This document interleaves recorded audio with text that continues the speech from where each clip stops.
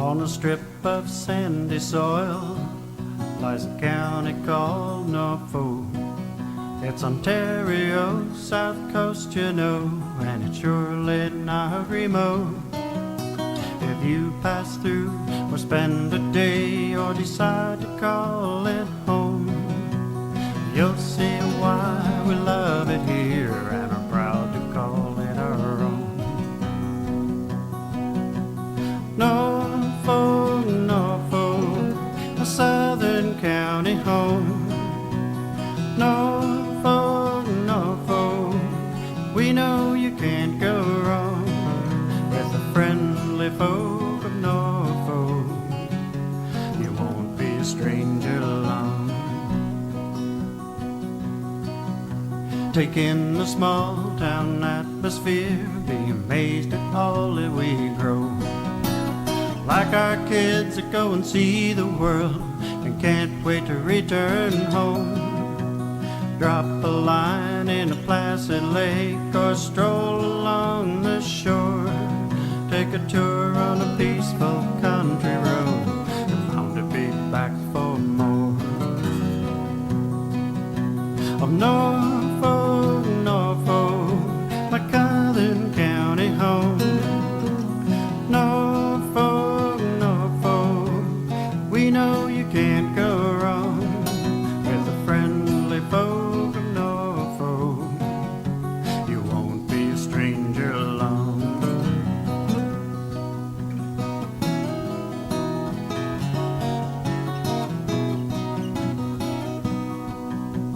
With hard work we built a dream that only willing hands could do. It's on display at our fall fairs and at all the festivals too. Erie beaches, Carolinian forests, where the flower and dogwoods bloom. Patchwork fields and rolling hills, it's just a place for you. Norfolk, Norfolk, a southern county home. Norfolk, Norfolk, we know you can't go wrong with the friendly folk of Norfolk. You won't be a stranger long. Norfolk, Norfolk, Norfolk, Norfolk, you won't be a stranger long.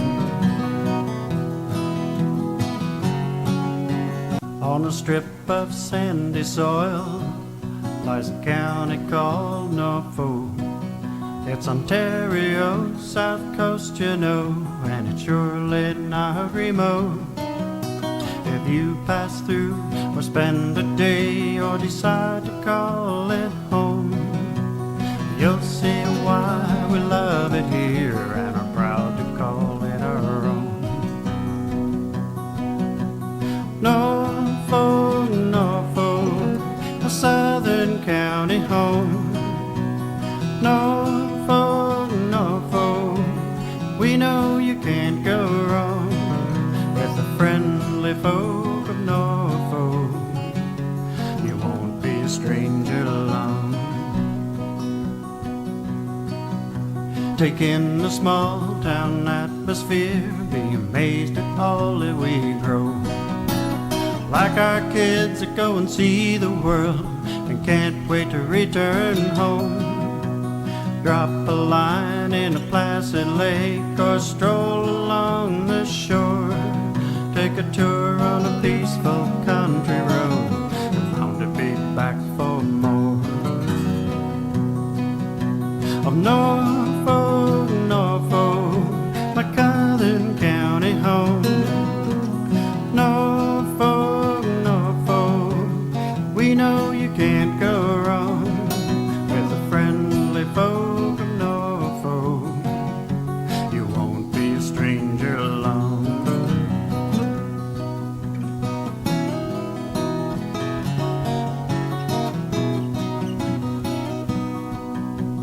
With hard work we built a dream that only willing hands could do. It's on display at our fall fairs and at all the festivals too. beaches, Carolinian forests, where the flower and dogwoods bloom. Patchwork fields and rolling hills, it's just the place for you. Norfolk, Norfolk, a southern county home. Norfolk, Norfolk, we know you can't go wrong with the friendly folk of Norfolk. You won't be a stranger long. Norfolk, Norfolk, Norfolk, Norfolk, you won't be a stranger alone.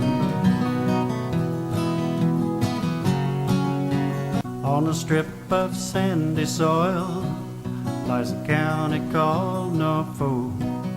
It's Ontario's south coast, you know, and it's surely not remote. If you pass through or spend a day or decide to call it home, you'll see why we love it here and are proud to call it our own. Norfolk, Norfolk, a southern county home. Norfolk, Norfolk, we know you can't go wrong with the friendly folk of Norfolk. You won't be a stranger long. Take in the small town atmosphere, be amazed at all that we grow. Like our kids that go and see the world and can't wait to return home. Drop a line in a placid lake or stroll along the shore. Take a tour on a peaceful country road and bound to be back for more. Of North, on a strip of sandy soil, lies a county called Norfolk. It's Ontario's south coast, you know, and it's surely not remote. If you pass through or spend a day or decide to call it home, you'll see why we love it here and are proud to call it our own. Norfolk, Norfolk, a southern county home. Norfolk, Norfolk, we know you can't go wrong with the friendly folk of Norfolk. You won't be a stranger long. Take in the small town atmosphere, be amazed at all that we grow. Like our kids that go and see the world and can't wait to return home. Drop a line in a placid lake or stroll along the shore. Take a tour on a peaceful country road and bound to be back for more. Of Norfolk, Norfolk, my southern county home. Norfolk, Norfolk, we know you can't go wrong with the friendly folk of Norfolk. You won't be a stranger long.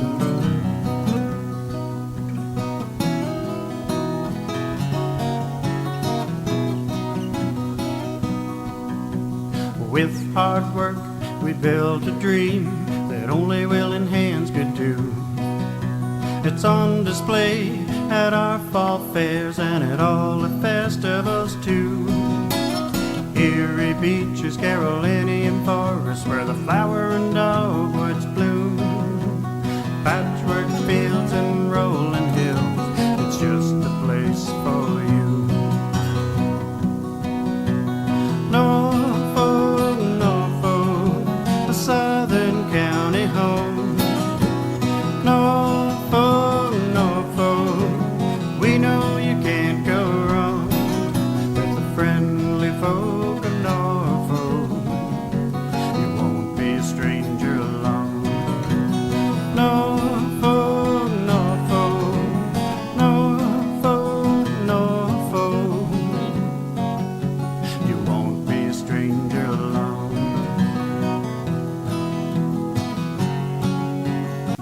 strip of sandy soil lies a county called Norfolk. It's Ontario's south coast, you know, and it's surely not remote. If you pass through or spend a day or decide to call it home, you'll see why we love it here.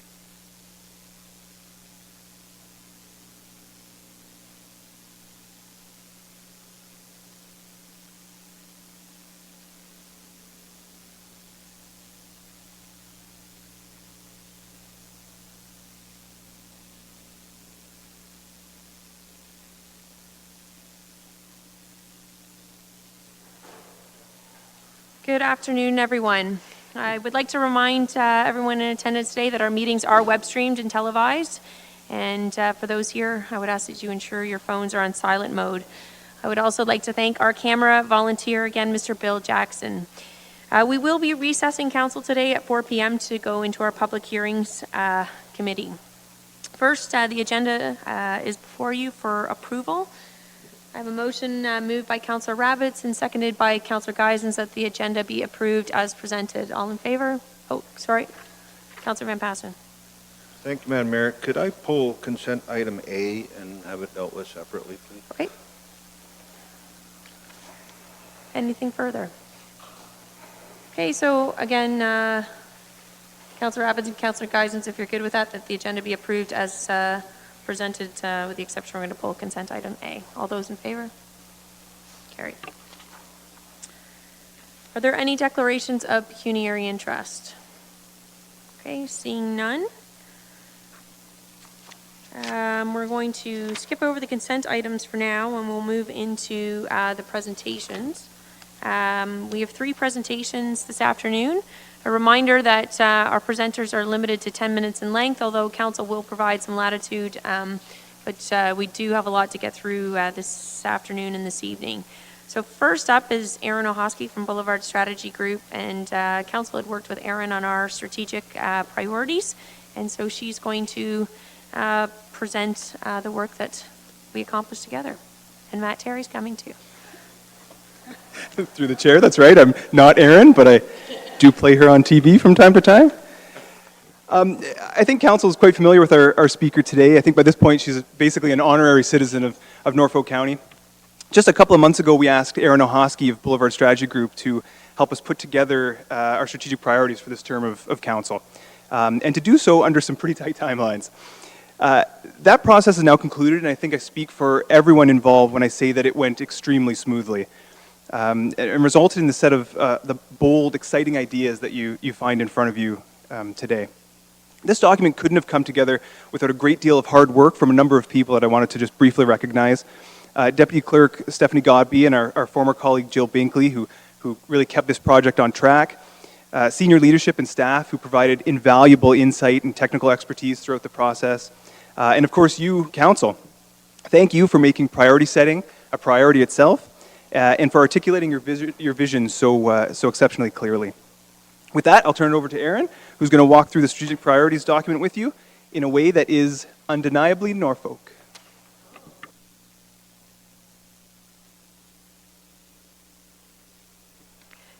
Good afternoon, Mayor and members of Council. It's great to see everyone again today. I know we were together just 2 short weeks ago.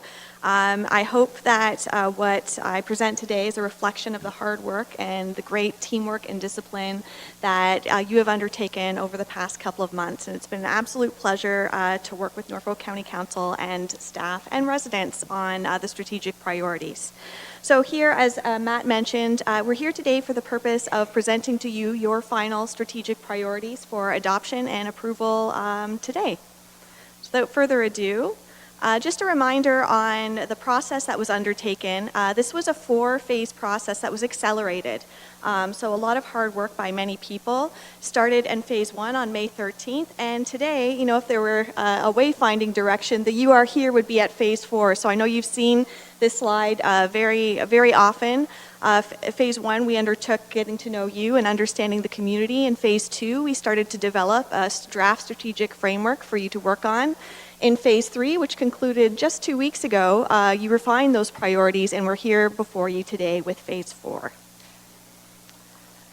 In terms of what your draft strategic framework looks like, as you know, there's really two components to it. There's two decision-making lenses, a set of guiding principles that you have worked on to guide your selection of strategic priorities, as well as your decision-making throughout this term of council, as well as a strong commitment to innovation that all of you cited was very, very important to you over this term from 2019 to 2022.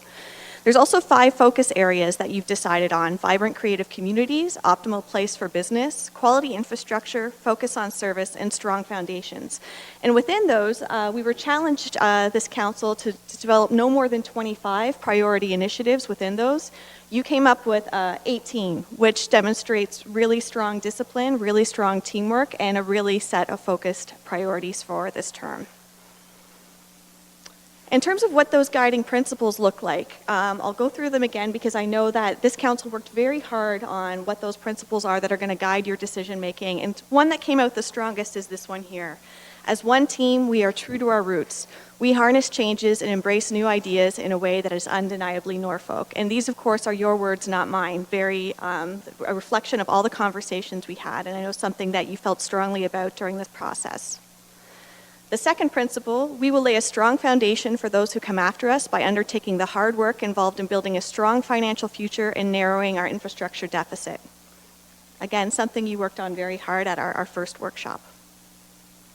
We cultivate innovation that is truly made in Norfolk. We will build on our county's innovations in agriculture, tourism, and manufacturing and become the place where people can test their ideas and build exciting new enterprises. And of course, this came out of our conversations about the great innovations that have been happening in Norfolk in those areas, in agriculture, tourism, and manufacturing, and the commitment from this council to build on that innovation and make sure it's a place where people can come to test new ideas. We will create an environment of opportunity in Norfolk, becoming a magnet for young people and facilitating places for them to collaborate, have fun, raise a family, and build a future.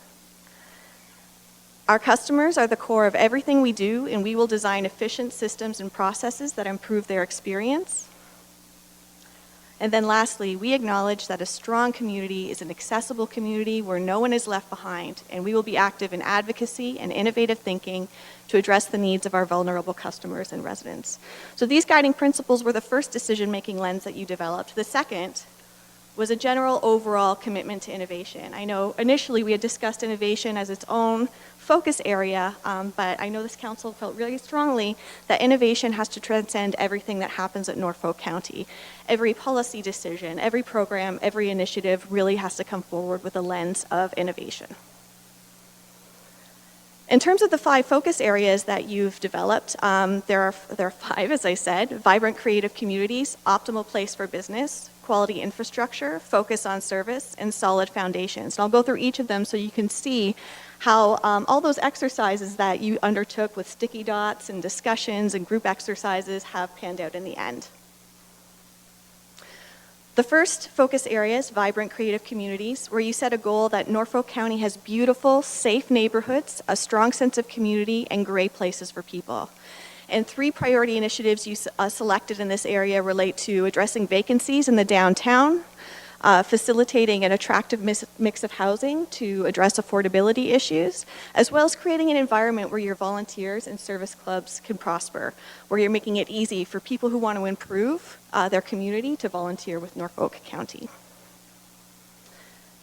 The second focus area is optimal place for business, where you set a goal that Norfolk County is seen as a willing partner to business, setting the stage for those who want to try new ideas. And here you've set 3 priority initiatives again. The first is support agricultural innovation, and you came up with a really bold, forward-thinking idea of setting up a center for agricultural innovation, an agricultural innovation hub right here in Norfolk County. Foster an environment for growth and innovation, supporting new partnerships, as well as creating a Norfolk branding and marketing strategy, recognizing that in some circles this is known as Ontario's Garden. Is it Ontario's Garden? Do we need to reflect on that further? Are we capturing everything that's happening here in Norfolk County and promoting it in the best way possible? The third is quality infrastructure, where you've set a goal that Norfolk County demonstrates meaningful progress on projects that matter to residents and businesses and uses proactive infrastructure management strategies. And here's where you have the most strategic priorities. Everything from innovative new approaches to engineering, leveraging private sector development and resources, strategies to address wastewater and water capacity, continuing to build broadband internet accessibility throughout the county, working on the Community Hub initiative that the community has cited is very important to them. And then also innovative new public transit solutions that addressed rural realities and economies of scale. Now within this, you indicated to us that you also don't want to lose sight on those projects that are ongoing that matter most to residents. Things like the Long Point Bridge and Causeway, things like the Meisner Dam, road repair and replacement strategy, as well as demonstrating leadership on leaking gas wells.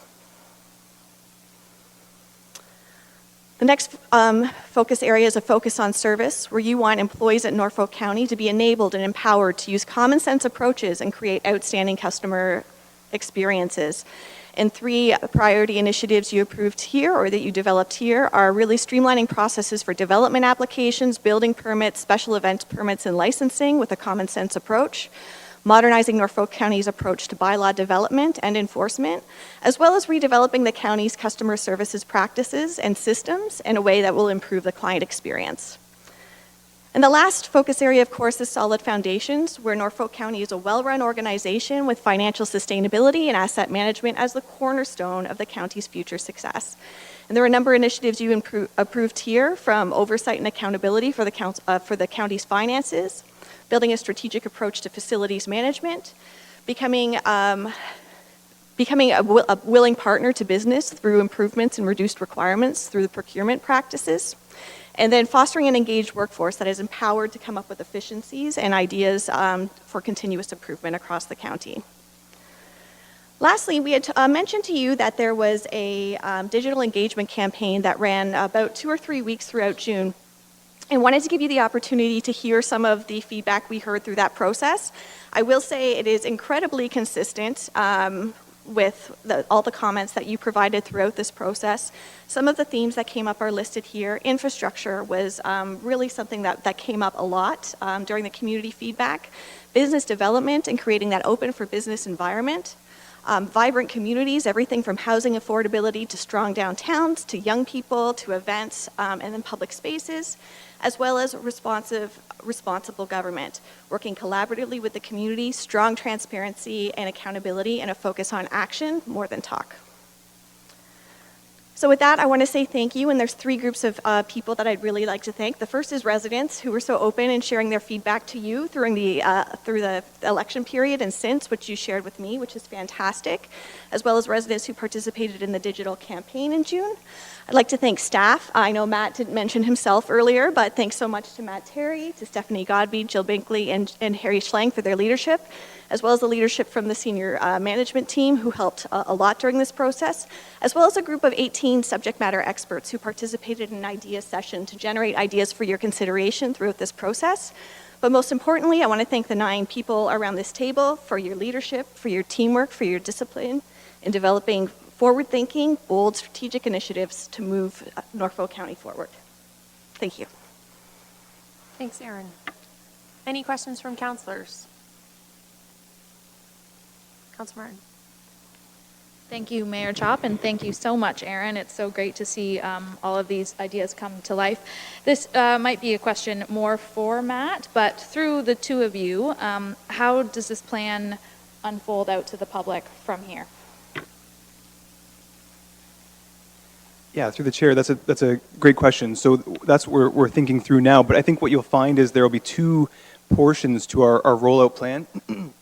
One that is external facing, rolling this out, letting people know in the public what this looks like and what we plan to do. And on the flip side, and probably somewhat more importantly, rolling it out internally to ourselves, to staff. So that means taking this document and the ideas found within it and rolling it down right from senior leadership right down through all levels of staff here. So that'll involve all kinds of things, right? We want to make sure people have a broad understanding of what this document is and your vision behind it, what all that means. But we also want to make sure that the ideas found in this document infuse everything that all departments are doing. So, not every department or particular subject area is explicitly mentioned in this document, and that's okay, because there's still a place for everyone's work in this plan, and the plan should infuse all the work that we do. So that'll involve face-to-face meetings, staff meetings, team meetings, our CAO getting out and working with teams to make sure they understand the vision, digital communications, making sure we keep that website that we set up for public feedback going and updated. All those sorts of tools are available to us to make sure that people fully understand what it is that you've put together here. Thanks, Matt. Any further questions from councillors? Well, I just want to say thank you very much. It was an awesome process working with you, and I know everybody enjoyed it, and I think we really came up with some amazing stuff in there, so thanks, Aaron. I guess if I could have a mover and seconder then to receive the presentation as information, Councillor Huffman, and seconded by Councillor Martin. All those in favor? And that's carried.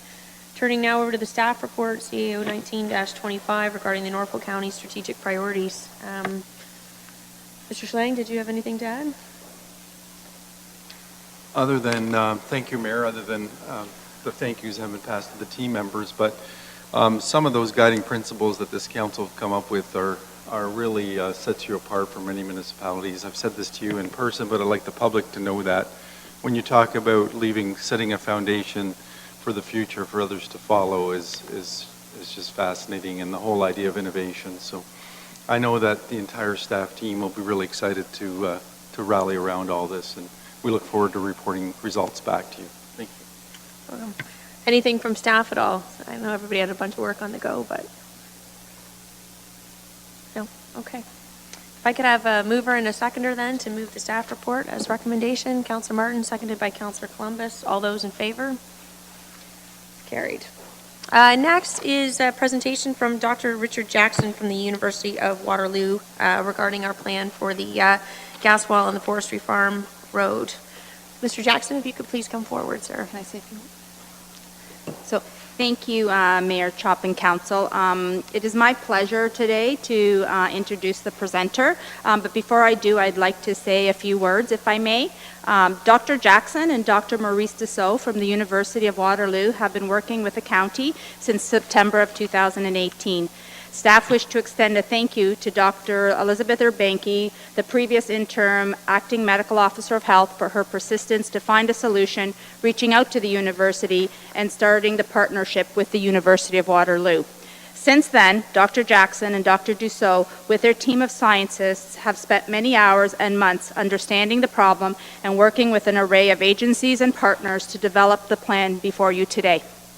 I wish to publicly thank the University of Waterloo, more specifically Dr. Jackson and Dr. Dussault, for their passion, their commitment, and expertise to the significant challenge that has been provided pro bono to the county. Thank you. Also, I'd like to thank the residents for their patience in providing local information to the team that has helped influence this plan before you today.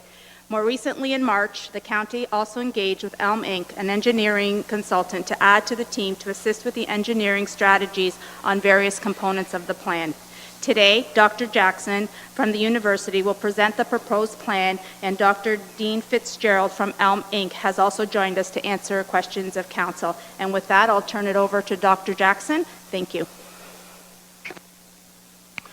Madam Mayor and ladies and gentlemen of the council, thank you very kindly for letting me have some time to explain this very difficult situation that Norfolk County finds itself in. I am representing a group of earth scientists and geological engineers at the University of Waterloo. And I'm also going to speak briefly for Dean Ferguson, who's with us here, of Elm. The picture you see in front of you is a rather typical picture released by the Ministry of Natural Resources of an abandoned gas well, or maybe it's an oil well, somewhere here in southwestern Ontario. And by southwestern Ontario, I mean anywhere southwest of the Niagara Escarpment, from Tobermory down to Hamilton and so on. And what happens in these abandoned wells often is that the residual gas in the oil and gas reservoirs causes some of the brine to escape to the surface, and of course the gas with it. Normally the brine stays down down the hole because it is so dense. Now, if you may remember, last November, the Globe and Mail published a series of articles over a period of about 2 weeks on the crisis in Alberta and British Columbia, on the abandoned oil and gas wells in those two provinces. There are many oil and gas wells there that have been abandoned, and the numbers in the hundreds of thousands. The regulatory provision allowed many of these wells to be, quote, suspended. In other words, no longer actively producing, but not officially abandoned, and nothing had to be done to them. In this very long period of suspension, many companies went bankrupt or completely disappeared. And I'm afraid that is the situation you find yourself here in Norfolk County. When that happens, the cost of remediation and mitigation falls to the province, i.e., to the taxpayer. This crisis, prompted by the Globe and Mail articles and research, led to the passing of pieces of legislation in both Edmonton and Victoria to try and correct the situation. But unfortunately, the stable door is open, the horse is bolted. We are stuck with a problem throughout the world where we have hundreds of thousands of abandoned gas wells in North America and millions across the world. Most of them are here in North America because of the age of the oil and gas industry. Now, just to give you a bit of elementary geology beneath your feet, for the first 25 meters beneath your feet, you are blessed with the Norfolk sandplain, which accounts for the remarkably productive agricultural industry you have, as well as the groundwater deposits held within them, which of course you use here in Simcoe and Delhi and Waterford and so on and so forth. Immediately beneath these are superficial deposits, overburden. Immediately beneath these sands and gravels is the bedrock, the shallow bedrock, and it's called the Lucas Dundee. And it is about 50 meters thick, and it is a carbonate bedrock, kind of the limestones and dolomites that you see when you go down the Niagara Escarpment that are exposed in the road cuts. Beneath that, there's about 300 meters of very salty rock, and at the bottom of that salty rock is something called the Clinton Cataract Group gas reservoir. And what gas drillers here in Norfolk County were drilling for before the Second World War and through the 50s, 60s, and 70s, less so since then, was to extract the gas from this reservoir about 350 to 400 meters deep. But to get to that reservoir, they had to go through this shallow bedrock, and that is the cause of the problem. Unfortunately, I must warn you that this will get worse. It will get worse in Norfolk County, and it will get worse throughout North America. The situation you have with hydrogen sulfide emissions is particularly problematic. But gas wells everywhere still emit some gas, mainly methane, because that's what it was drilled for. And the methane is buoyant.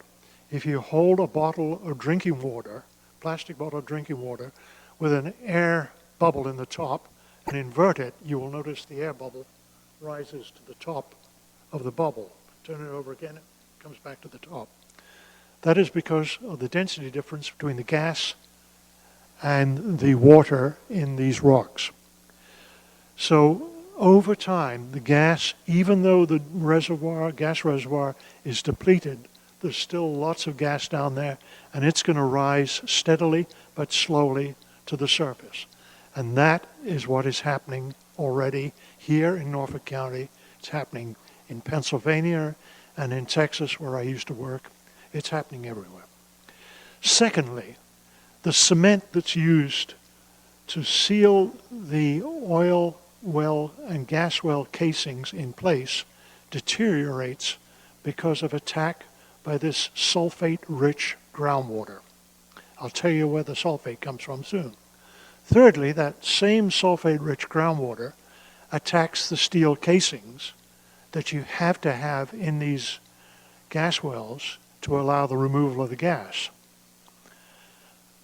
And fourthly, suburban sprawl into old oil and gas fields is causing people to build homes near abandoned oil and gas wells.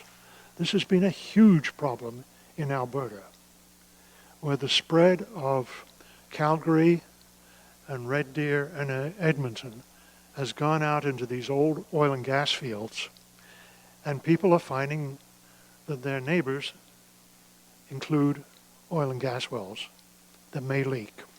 And there's all kinds of horrible stories coming out of Alberta about this.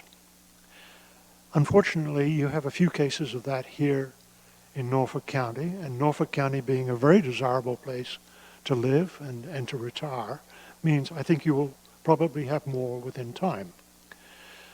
This just shows you a picture of the rotted casings recovered from old oil and gas wells. It's a picture courtesy of the Ministry of Natural Resources, but it shows you what the sulfate-rich groundwater does to the casings that were installed probably in the 50s or 60s. And 50 years later, they're rotted. And so the casings were put in to prevent this sulfate-rich water getting into these boreholes, but now it's in, and along with the gas that it contains, it comes to the surface in a few places in Norfolk County. And that's what we want to talk to you about. This is a picture of all the oil and gas wells in Ontario. And as you can see, Lambton County is probably the center of gravity of these, but that's because of the old oil industry in Petrolia and Oil Springs that goes back to the 1860s, 1870s. Many of the wells here in Norfolk County were actually drilled back in around about the First World War, but particularly after the Second World War, 50s, 60s, and 70s, there was a resurgence in gas drilling. And you can see by the picture there are thousands along the north shore of Lake Erie. Now, if we just describe, I'm going to describe what is called a sulfur water aquifer. And this is the term given to the problem that we are beset with here by the drillers who put in these gas wells. This is a geologic column, but it shows at the top is ground surface, and you go down about 75 meters to about 125 meters, and you find this sulfur water aquifer. Now, if you wanted to drill down to 350, which is where the gas is, to 400 meters, you have to drill through these sulfur water aquifers. And because they are aquifers with flowing groundwater, you have to case them off. You have to put in casing and cement the casing in place. This means that the groundwater can attack the cement and the casing and cause it to deteriorate just like you saw. So there's the problem. To extract the natural gas, the driller must drill through the sulfur water aquifers, exposing the casing and the cement to long-term corrosion and degradation. Unfortunately, because the Lucas and Dundee is an artesian aquifer in the valleys of the Big Otter Creek, Big Creek, and one or two other smaller tributaries to Lake Erie here in Norfolk County, that water comes to the surface in these valleys. Now, this is a picture of Norfolk County and adjacent Elgin County. And all those yellow dots are places where the drillers, after 1960, were required to record on their drilling logs the presence of sulfur water. And what that means is hydrogen sulfide, bad eggs, the bad egg smell. The black dots are pre-1960 wells, and you can see over on the right that, I guess that's a pinkish color, that is what is known as the Norfolk gas pool by the Ministry of Natural Resources. There are lots, well, here you go. There are about 500 active gas wells in Norfolk County, and there are about 1,900 abandoned gas wells. All of those present potential problems. Fortunately, so far, only 20 or 30 have been a problem in recent history, the last 5 years. Now, when Liz Urbanki, your acting interim medical officer of health, contacted us at the University of Waterloo in October, she was getting extremely worried that the problem was getting out of hand. You have a hero in your fire department here, Scott Pine, who was going out and trying to measure the hydrogen sulfide concentrations around the county. And these are about 12 of the gas wells he put stationary hydrogen sulfide monitors close to. And just on behalf of the county and everybody else, I'll express my thanks to Scott Pine for his duties over and above what was required of him. In October, Scott and Marlene took us out to the forestry farm well, and we saw for ourselves how difficult it will be to remediate the site. Now, in this picture, you can see Simcoe's up the top, Port Dover's down the bottom, but all across Norfolk County, you have problems. Okay, now, the focus of attention these days is Big Creek. And we have with us today several residents from the area around Silver Hill and Lindauch who've been experiencing hydrogen sulfide emissions for the last 5 summers. Now, Big Creek starts up in, well, around Delhi, just north of Delhi, and discharges into Lake Ontario, of course, down by Long Point. What they recorded, what the residents observed and recorded, and the records are particularly important, is that when a relief well, which was a well probably used as a gas well before 1968, and it was probably turned over by the ministry in about 68 just to allow it to discharge water from this bedrock aquifer. Now, that water was extremely smelly. It was hydrogen sulfide, but it went straight into Big Creek, which was adjacent to the well. Probably due to concerns by the Ministry of the Environment, in March 2015, it was plugged and abandoned. 10 days later, that well that you can see immediately, so this, I don't know if this is well, the relief well is at the bottom of that picture, and next to it is a well in the property of Ian and Kim Grant, who had to be evacuated a couple of years later when that well was plugged. But within 10 days of plugging the relief well, the gas well, the abandoned gas well on the property of Ian and Kim Grant, started to flow and emit hydrogen sulfide. Then what happened was, okay, so here's the relief well down at the bottom here. Then a sequence of events happened that we think is more than just coincidence. The next, okay, there's the relief well, plugged in 2015, March 2015.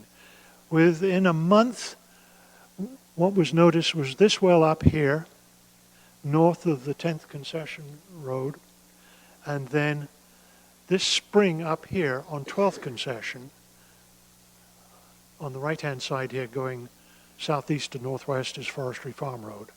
they started flowing. And there's now a large pond up at that spring just off 12th Concession.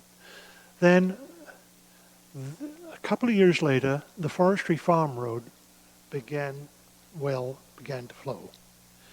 And that caused an enormous increase, a significant increase in the hydrogen sulfide levels in this area and great discomfort to the residents. Then there was a series of pluggings of other wells in the neighborhood. By plugging, I mean an oil well, gas well contractor would come in and plug the well with cement if there was a casing left in place. Unfortunately, that was not the case. I'm sorry, Dr. Jackson, to interrupt you. I just wanted to ask you, just to point something out for council so everybody understands, that it was the plugging of the relief well by the M&R that caused all of the subsequent. Well, we believe it is entirely plausible that it has. We have no proof, but the circumstantial evidence is extremely strong. And we're confident that this kind of evidence, due to the observations of the residents and what we know about the nature of fractured bedrock in southern Ontario, that's where the hydrogeology comes in, which is what I'm an expert on. We believe that it's scientifically perfectly plausible to plug a relief well down there just off the 10th concession and have a hydraulic response 3 kilometers north. Unfortunately, the Ministry of Natural Resources, as you yourself heard, Madam Mayor, yesterday, doesn't share that conviction. Quite why, we don't know. We weren't able to ascertain any more than they said they don't believe in anecdotes, quote unquote. That was yesterday. I don't think this is anecdotal. This is much more serious than that. So we have a situation where this has occurred in the valley. Now, I want to make clear that the reason it's occurred in this valley with these flowing groundwaters is because these bedrock discharges in the valley. If you go up on the flatlands, you may have a gas well on your property, but it won't discharge, probably won't discharge artesian groundwater, but it still can leak hydrogen sulfide, and you know about it. So the problem is that much worse in the valleys, and back in 2010 to 2014, the same thing happened with a series of plugging in the Big Otter Creek Valley from Tilsonburg down to Port Burwell. And just north of Port Burwell in Vienna, they had a real fiasco when the ministry tried to plug a well there, and it got away from them. And they ended up spending not $100,000, which they thought they would end up spending to plug it. They spent $1.5 million. So the ministry is very, very wary of plugging wells anymore. And so it appears that they've been slow to respond to the forestry farm well, which started flowing in September 2017. And that's left the residents infuriated and powerless. And I sympathize with them. You can imagine what that does to property values. So,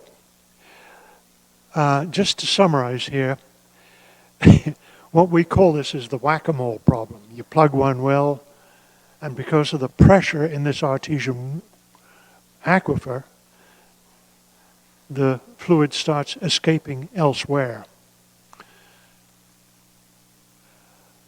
We believe the solution to this, and my colleague Dean Ferguson over here from Elm is part of this solution to the problem, is we must lower the water table around the forestry farm well so it doesn't discharge anymore, and that means putting in a new relief well at this discharging abandoned gas well. It's known as the erupting well.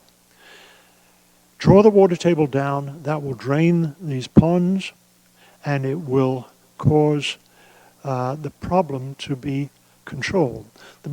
The issue is, we don't think the ministry recognized that this was no longer an oil and gas well mitigation problem. It was a groundwater discharge problem. And we think that's the root cause of the problem they've had all along. Now, if you can see this figure, you can see two white arrows at the top. The lower one indicates the erupting well, the forestry farm well, and it's given a number in the MNR database, F006207. You can look it up on the ministry's website. Immediately above is where we wish to put a monitoring well to try and understand what is going on in this Dundee-Lucas aquifer, which exists all across southwestern Ontario.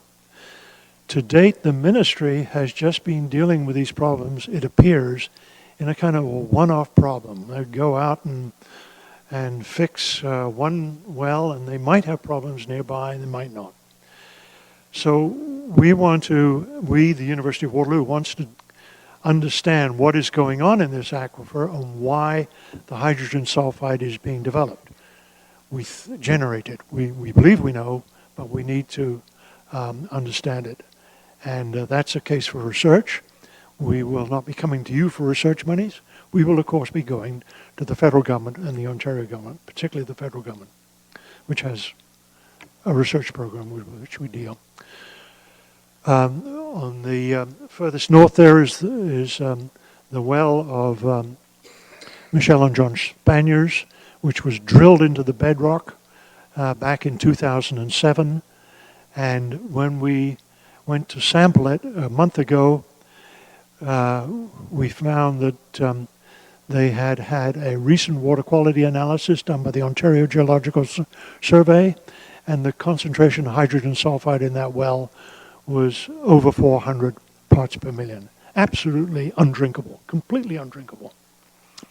That's because the well went into the bedrock.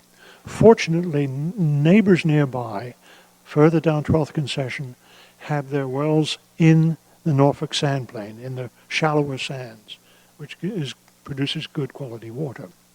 We need to understand why and where the bad quality water occurs. That's a research project. So we have here on this figure both a abandoned gas well remediation project. We're going to put in a new relief well. That's going to be done by Elm. And we at the University of Waterloo are going to put in a monitoring well nearby to try and understand how to operate that relief well, what rate it must be pumped at, and trying to understand how the hydrogen sulfide is generated in the first place. So I won't belabor you with these key points. As we say, this is a major research project that should have started ages ago, but it hasn't. And the issue of oil and gas wells has just been, in many ways, ignored for many years.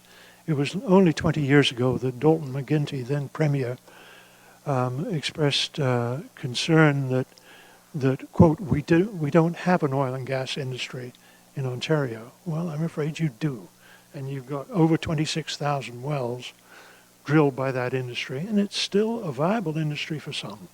So we need a little research. Thank you for your time. I will answer any questions, and if you want to talk more about this, I can come back anytime the mayor or Marlene summons me to brief you. Thank you. Thank you, sir.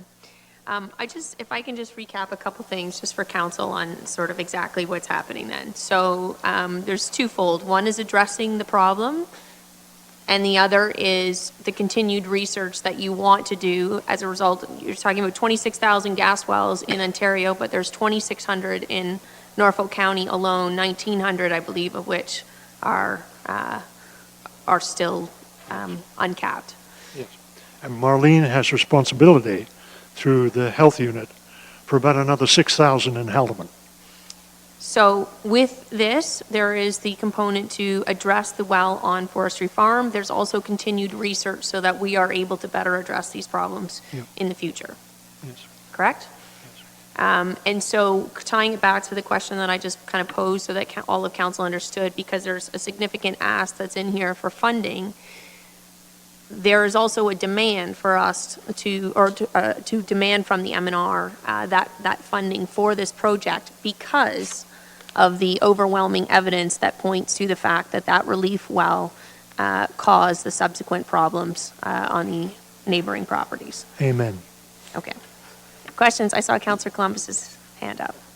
Thank you, Mayor Chop, and excellent presentation, Dr. Jackson. Two questions here. What would be the value of the project that you're looking at, that you're looking to anticipate getting dollars from the federal government, provincial government? The principal funding would come from the federal government rather than the provincial government, but the possibility of getting some provincial government funding as well from the Ontario Research Foundation. But the federal government supports research in universities. Now, several of us involved in this team have worked in the oil patch on this problem of leaking gas wells. And Maurice Dussault and I, who were contacted by Liza Banky, actually did a long study for Alberta Department of Energy on trying to figure out what the best way is of plugging old wells. So, as the Globe article showed in November, the Globe and Mail article showed in November, there's really very little research being done on improved methods of plugging and abandoning and measuring the rates of gas discharge, particularly when it's a health hazard like hydrogen sulfide. There's a lot more work going on now if the gas is just methane because of because that's a greenhouse gas.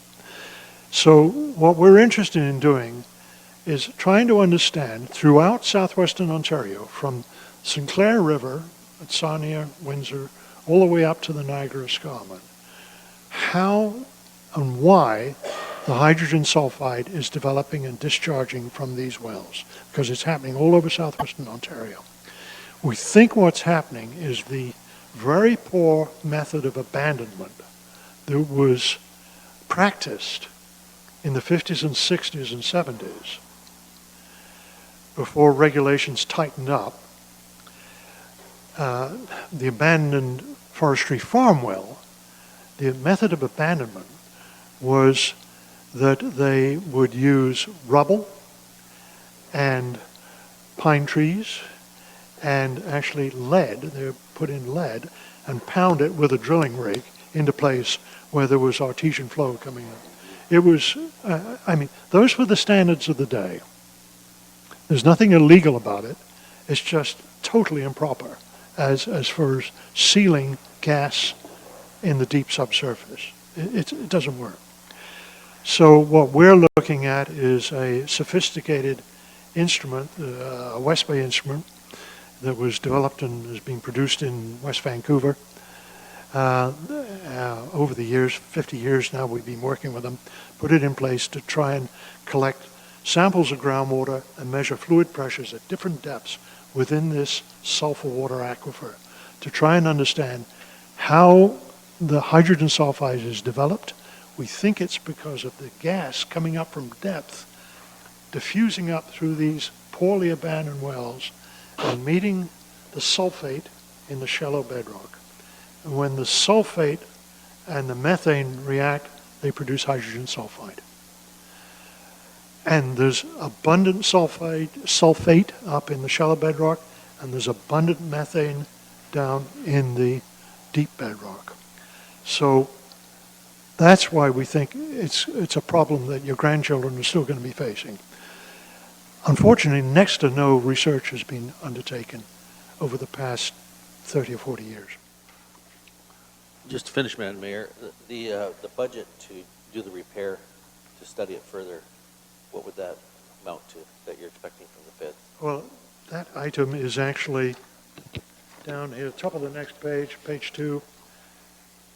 Installation of a relief well, $400,000. Okay. And the other thing, you mentioned about drawing down the water table to fix this problem. Will it affect any water availability to the people in that particular area? No, it shouldn't. The what is essentially the idea is to draw the water table back to where it was prior to the plugging of that earlier relief well in 2015. To get the water table down to where it was. If people had trouble before then, well, they would have trouble, but I don't think we never heard that's the case. So the idea is try and return the situation to the way it was. And unfortunately, the ministry is not particularly keen to acknowledge that it might have had any hand in making this worse. But that's the only explanation that's viable and plausible. So I do not think there's going to be any likelihood of people's wells drying up, except possibly the Spaniards' well, which they can't use at any rate, and they've said we can use for research. That's the water well they drilled in 2007 that they couldn't use when it was drilled. Unfortunately, they didn't abandon it, so we've been able to study what the bedrock looks like from it. So the short answer is no, I don't believe that's the case, but that's one of the reasons we're going to have a monitoring well in place to try and understand what the results of the relief well will be. Thank you. Councillor Huffman. Yeah, hi, it's Dean Fitzgerald. I'm from Elm. I just wanted to drop some additional information. So early on, Elm was invited to participate starting around March, and one of the early meetings we had with Marlene and the team was with the Ministry of the Environment, and a gentleman of the Hamilton office, was it, Paul? Yeah, Marlene's nodding her head. So Paul asked the exact same question. So since March, Dr. Jackson shared in other meetings that we've had that there was about 7 water wells that were in the neighborhood. And again, please correct me if I'm wrong, but with those 7 wells, they all contain this sulfur material, and so they're not used for potable purposes, and so those 7 wells are not in active use, and so those 7 wells were on our radar screen as possible scenarios where the water levels might drop, but the owners of those 7 wells don't use them anyways. And what Dr. Jackson was getting at with the Spangers well is that it's within 600 or 700 meters of the Forestry Farm Road well, and so it's providing a sense of water balance in the general neighborhood, and it was really serendipity that they didn't abandon it because it's serving no purpose. It's just sitting there on the property, and so it provides that sort of canary in the coal mine. Do you want to add to that? Yeah. Yeah, what Dean was just saying is that what we're going to do, the item is actually item 1 on page 1, testing of water in that table at the bottom, testing of water well adjacent to FFR. These are about 7 wells near there that were probably sampled last year by the Ontario Geological Survey. We haven't been able to get the data from the OGS. They haven't finished reviewing it, but they collected the data a year ago. So we're going to go in, resample them, and through Marlene Miranda, we will collect samples from these neighboring wells around Silver Hill and Lyndoch, and provide do the analysis at the University of Waterloo, provide the results back to Marlene, and she will notify the residents of the water quality that they have in their well. We will do all the analysis with one exception, and that is E. coli and coliform, total coliform. That will be done by the local analytical lab. But anyway, so before we start doing any mitigation, we want to actually do this testing of water wells, and that's item 1, $8,000 to $10,000.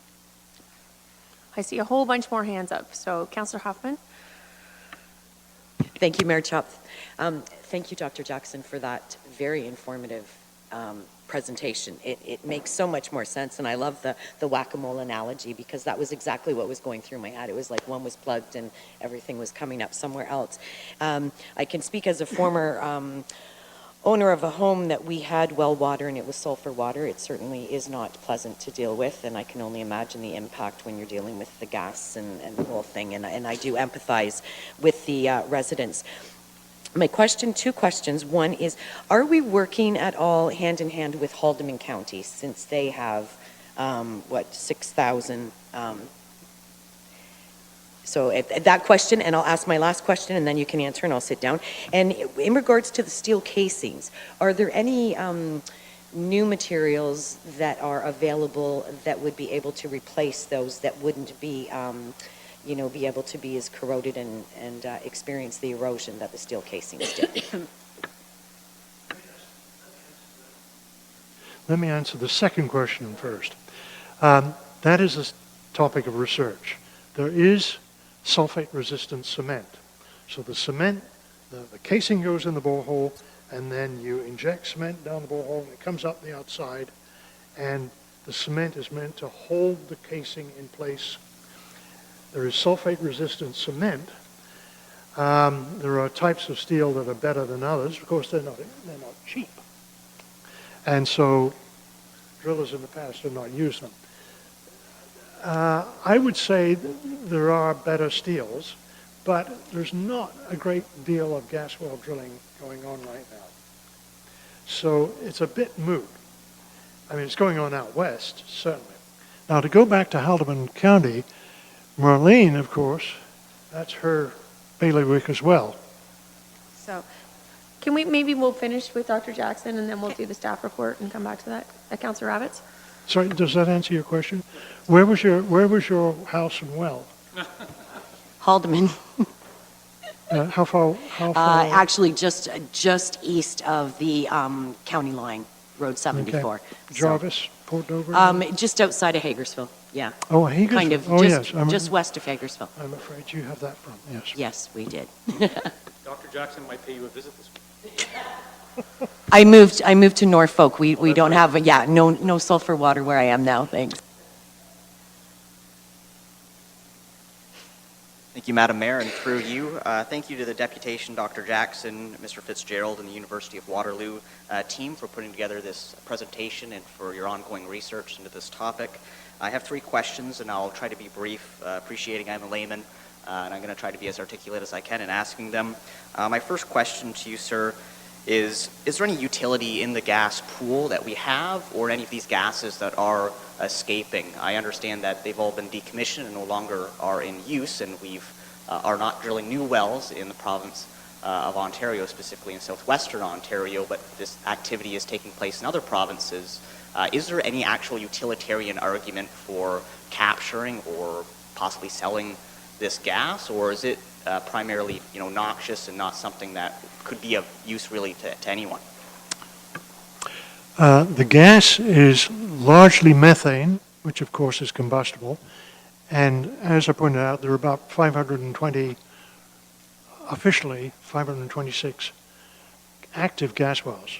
So those would be landowners who are using a gas well, perhaps to heat their home, perhaps to heat part of their farm, a building or two or something like that.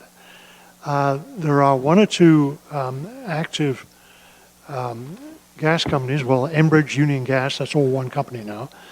They collect some of the gas and put it into a pipeline, but most of the gas that we get now here in southwestern Ontario and in southern Ontario most of it is coming from Pennsylvania and the Marcellus, and the rest is coming from Western Canada.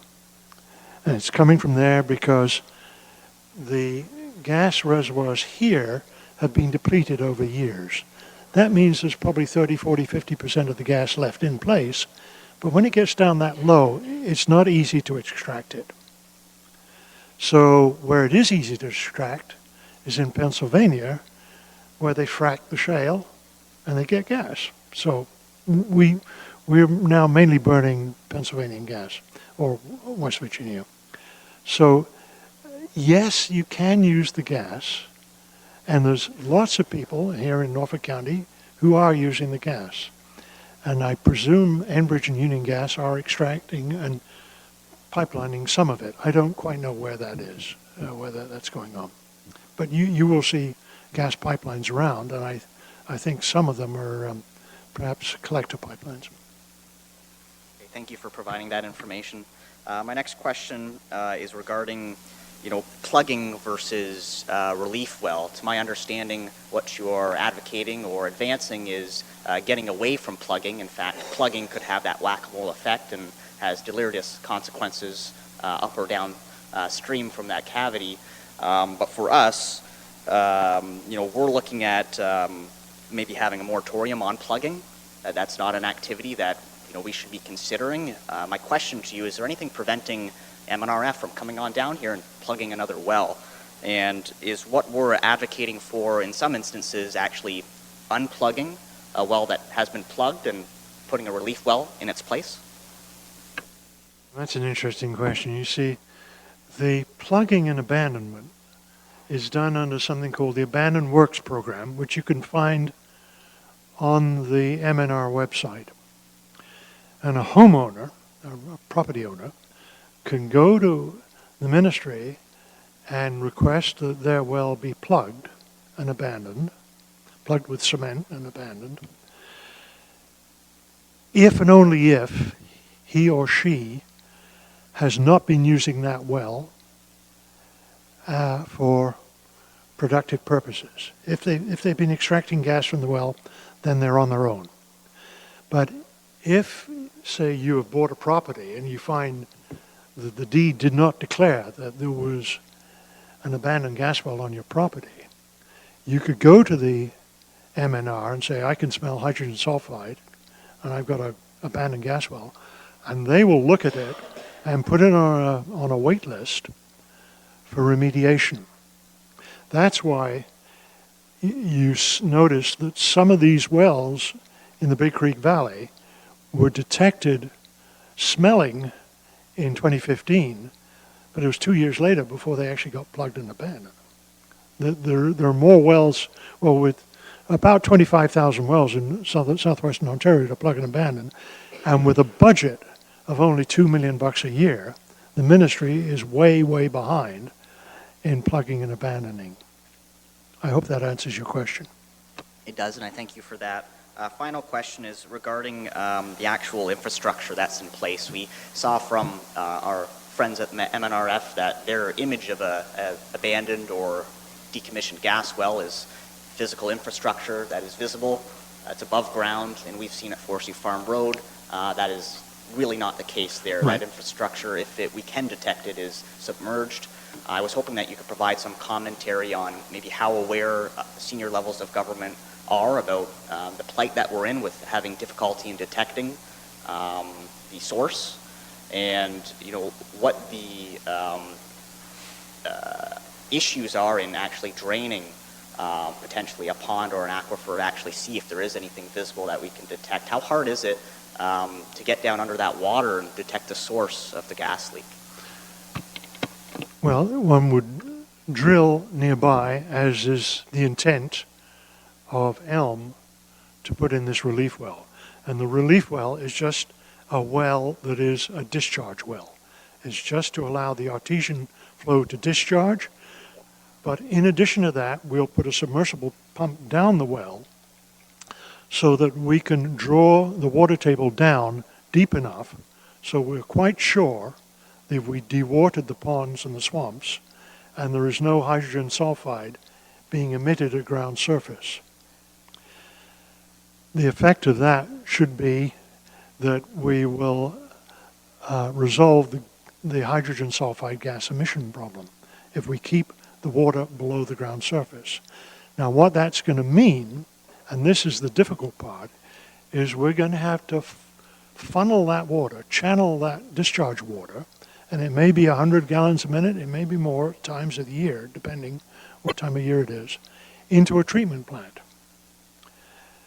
And so a piece of infrastructure that Dean's group is now actually looking at the design of and the implementation of, that will bring in a new provincial ministry into the mix. And that will be the Ministry of the Environment, who we were also talking to yesterday. So things get, I'll leave it to Dean to tell you. Yeah, thank you. Appreciate your question. So let's step back a bit. So forestry farm situation, water's coming out of the ground. In 1956, apparently someone put a cedar pole plus other debris down there, and then 50 years later, it starts erupting. Okay, so when it starts erupting, there's no environmental permitting. It's just erupting. And so as soon as you start fiddling around, doing any kind of environmental management that's active management that controls the flow or changes the flow, then the Ministry of Environment becomes involved from the perspective of You know, they're concerned about air quality and water quality. But right now, there's nothing in terms of oversight because it's naturally flowing. You know, it could be like a natural spring. You know, you don't regulate natural springs. And so that's important context. And so in the case of the Spangers farm, you know, the gentleman witnessed the seep start flowing. I was there in May. He said this used to be this beautiful woodland. Now the woodland has at least a meter of water. Literally all the trees are dead. You don't hear the birds. You don't see the frogs. It's quiet. You smell of rotten eggs. And so it's this fundamental shift in the way the ecosystem is operating. So when Elm was involved and invited to participate starting in March, we approached this problem based on the information, thinking that we were going to abandon a hydrocarbon well. So Elm is a company based in Calgary. The staff there have probably abandoned 25, 30,000 wells in the last 20 years. And so we've done wells in BC, Saskatchewan, Alberta, Northwest Territories, Yukon, all over the map. Okay, and then we got invitation. I sit out of Cambridge, and so I've been working with Elm for the last year. And so with that context, we started this problem looking at it from a hydrocarbon. We're going to abandon this well. And then interactions, very interesting interactions with the University of Waterloo said, this is not a hydrocarbon well abandonment, this is a water problem. And so now the thinking has shifted, and so the approach that we're talking about is to lower the water table, because in order to properly manage the environmental situation, you have to bring the water down. And then when we bring the water down, then we can contemplate options about managing that water. So if we bring the water down, we can better understand the sort of the architecture of that well. Secondly, we'll have a better understanding of the chemistry of the water in the well, because as the water rises from depth, the chemistry will change over time. And again, there's some consistencies, but in order to develop treatment strategies, you need to know the chemistry that you're dealing with. And the third part of this is that if we dewater that pond that's now downstream of the FFR well, and secondly, dewater the pond on the Spangers farm, it's going to go back to what it was before these wells started leaking. So it's not like we're taking away a pond habitat. Remember that if you go down to that pond today, you're not going to see the frogs, you're not going to see the birds. It's very quiet. There's a lot of dead vegetation because of the sulfate.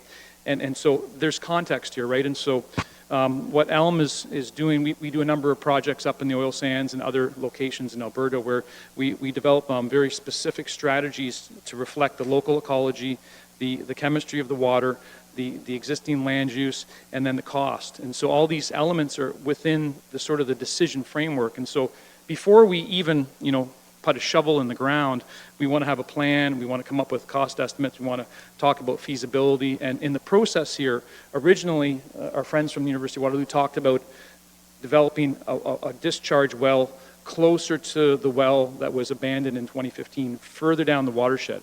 And the idea was that that was probably where the problem started, and so maybe we should have the discharge well there. We couldn't find the land to do what we wanted to do, and so we went through a process with Bill and Marlene, and the decision was that maybe we should use the parcel of land on the Forestry Farm Road. So there's multiple things going on here, but the ultimate goal is to lower the water table, and then once we lower the water table, then we can identify options. Because right now, if you go down there, I was down there a few weeks ago, it's just a big wet area that you can't really tell what's going on. Does that provide the context that you, yeah, okay. Councilor Shelley. May I just add that the two wells that we intend to install, one by Elm and one by us, both will be on county property. They'll be on the Forestry Farm property. So there's no land purchase involved. Thank you, Madam Mayor. I think this is for Dr. Jackson, but either of you could answer this. As you're aware, last year and especially this year, the water table everywhere in Norfolk County is historically high. Does that circumstance present any unique challenges to the work that you're proposing? We expect the water table to be seasonally variable. In other words, during the springtime, with the freshet and the recharge from the snowmelt, the water table will rise. And then what you typically see is a low period, right about now, July, August, September, when evapotranspiration is greater than the rainfall coming in, and the water table begins to drop.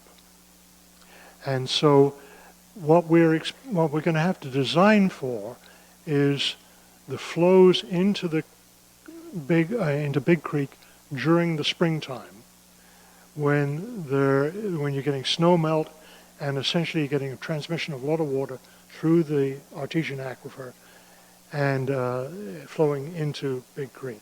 So we're going to, the design, we need to figure out how much we're going to have to treat and what the quality of the water discharged into the creek is going to be. MOE is going to tell you guys that. And, but we're going to be using our monitoring well to figure out how much we need to pump this well in addition to the artesian discharge. Thank you very much. Councillor Van Passen. Yes, thank you, Madam Mayor. I just had one quick question. What is a West Bay instrument other than being $800,000? Well, it's not 800,000. It's about it's about 100,000. But a West Bay instrument was developed in the 70s in West Vancouver by a geological engineer, and what it allows you to do in a well such as the one we've got here, which is flowing, and or in a borehole that is flowing and has gases you don't want to get to the surface, it allows you to put in this instrument so that you can take samples from different depths independently with shut-off valves all the way down, so there is no flow up the well of gas or fluid, and that you can go repeatedly into the well and sample. Most of that $800,000 is labor and testing of that well, and it's for the research component of this project. The West Bays, there are about over 41 West Bays actually monitoring the Guelph-Fergus aquifer from Aberfoyle, where the Nestle plant is, all the way up to Fergus. They're distributed throughout the bedrock there to monitor the aquifer. We put in about 7 or 8 up the Bruce nuclear plant to monitor the groundwater and the bedrock there. I was involved for 7 or 8 years developing the proposed nuclear waste repository for low and intermediate level waste at the Bruce site. That was about 10 years ago. So these are high compliance, very well trusted monitoring wells, like no other monitoring well, because you can control what goes on within them. And you can take samples periodically at various steps, which is what we need to do to be able to understand how this hydrogen sulfide is generated. Thank you, sir. I just have one more kind of question actually to tie in something that both Councillor Rabbits and Councillor Huffman said. But Councillor Rabbits had sort of made a comment about there not being any future drilling. There is future drilling, correct? There is future drilling that will continue. And we know that, as Councillor Huffman pointed out, with the ability for steel and concrete to be corroded by H2S, we will continue to have, even with new wells that are drilled with better casings and so on, this problem will continue basically in perpetuity. We will be using sulfate-resistant cements, and we'll be using the best quality casing we can. And the other area where H2S leaks is through the fractures that have been created by the pounding when the wells are Unfortunately, yeah, there is a damage zone outside the borehole in the old wells. We won't be drilling with that old cable tool rig approach. We'll be drilling with a rotary rig. But that impact on the earth is what is causing some of that cracking. That's made the problem worse with the abandoned wells. So it's just where I'm going with this is obviously we are aware that there has been seismic exploration that's going up and down Forestry Farm Road, and concerns by the residents where the banging has been so hard that it's shaking their homes. Does that have the potential to aggravate the situation there? I don't think so. The seismic exploration, we suspect, is purely speculative. They, from what I can gather, there are individuals in Elgin County who are interested in acquiring seismic data, and this is very typical out west. You have companies that will acquire seismic data and sell it to a prospective oil and gas developer. My concern is within Big Creek and the sensitivity of that area down the valley there, does it make sense that there should be seismic exploration taking place down that road? Well, the vibrations depth or around the wells are going to be pretty minimal. They're going to be felt very strongly at the ground surface, like in homes and so on and so forth. So this is a question to pose to, I believe, to the Ontario Geological Survey, to whether or not it's advisable to be doing vibration what they call vibroseis, along the highways of Norfolk County. I'm not an expert on that, but I would think... The reason I ask is because Councillor Rabbits made a point about the ability to put a moratorium on capping wells. I think it was that you'd gone that route, and that's obviously not within our area to be able to do that. That's the M&R's jurisdiction. However, the approval to conduct seismic exploration in Norfolk County falls to Norfolk County. The M&R doesn't grant that approval. To my knowledge, it was Norfolk County that It has been passed to you. Approval. It has been passed to you. Correct. So I'm just wondering what you think of that approval and whether we should be continuing, especially in that area, to again allow any future seismic exploration along the area of Big Creek. I'm afraid, Mayor Chop, I'm not the person to ask. I would suggest that a geophysicist, an academic geophysicist who doesn't have an interest in this, a commercial interest in this, be consulted. And I'll try and find somebody who might do that for you. Thank you, sir. Thank you both very much for coming. Appreciate it. Okay, if I could have a motion from council to receive the presentations of information, Councillor Rabbits, and seconded by Councillor Taylor. All those in favor? And that's carried. And now over to the staff report from Marlene. Thank you, Mayor Chop and Council. And again, thank you to Dr. Jackson and Dr. Fitzgerald. As Council is aware, the leaking gas well of hydrogen sulfide remains a public health concern that must be mitigated. Finding the problem and the right solution has taken many hours of research and planning by the team, and staff are confident that this plan will reduce the levels of hydrogen sulfide and further the research of the hydrogeology, not just at Forestry Farm Road, but also for surrounding area and other jurisdictions across southwestern Ontario. This is a responsible plan. The report before you is seeking approval for the proposed plan for Forestry Farm Road in Langton and seeking direction on funding options and exemptions from the purchasing policy. If Council chooses to proceed given the health and liability risks, staff have provided the option of funding from the Ontario Community Infrastructure Fund, OSIF, obligatory reserve fund for this phase of the plan, and have funds available once approvals and logistics are finalized to initiate the installation of the West Bay and the relief well. Every effort is being pursued with the respective ministries to secure funds for the project, including the plan and the future undetermined costs of the future water treatment system. Staff and Mayor Chop are meeting with senior staff at the Ministry of Natural Resources and Forestry in the next week, and staff have submitted delegations to the Association of Municipalities of Ontario to advocate for funding for this project.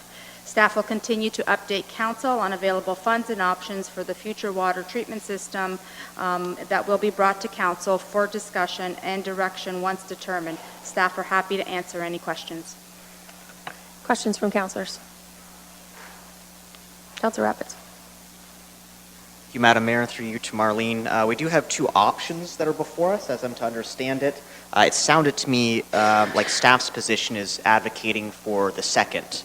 With regards to the OCIF obligatory fund, contacting members of Parliament, among others. And I just wanted maybe confirmation of that, because it looks like we're looking at two options, and if I'm understanding it correctly, those are different ways of financing the project. Is there a more preferable option? Am I understanding that correctly? Through the chair, if I may defer to our treasurer, then he can speak to the financial options. Through you, Madam Mayor, to Councillor Rabbits. So the two financing options, one is obviously not to finance it until we pursue other sources of funding, and the other is if we wanted to go ahead to secure the OSIF funding for that project, keeping in mind we would still try to find other sources of funding.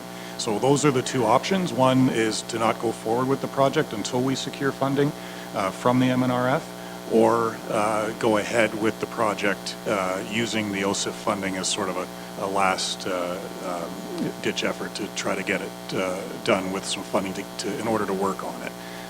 Now, regarding to the OSIF funding, just to let council know, that does take funding away from other projects we have in the future, but keeping in mind future projects, there are always grant opportunities that come up every year that we could use for those projects. So just to let you know that it's not available funding, it's funding that we're taking away from other projects.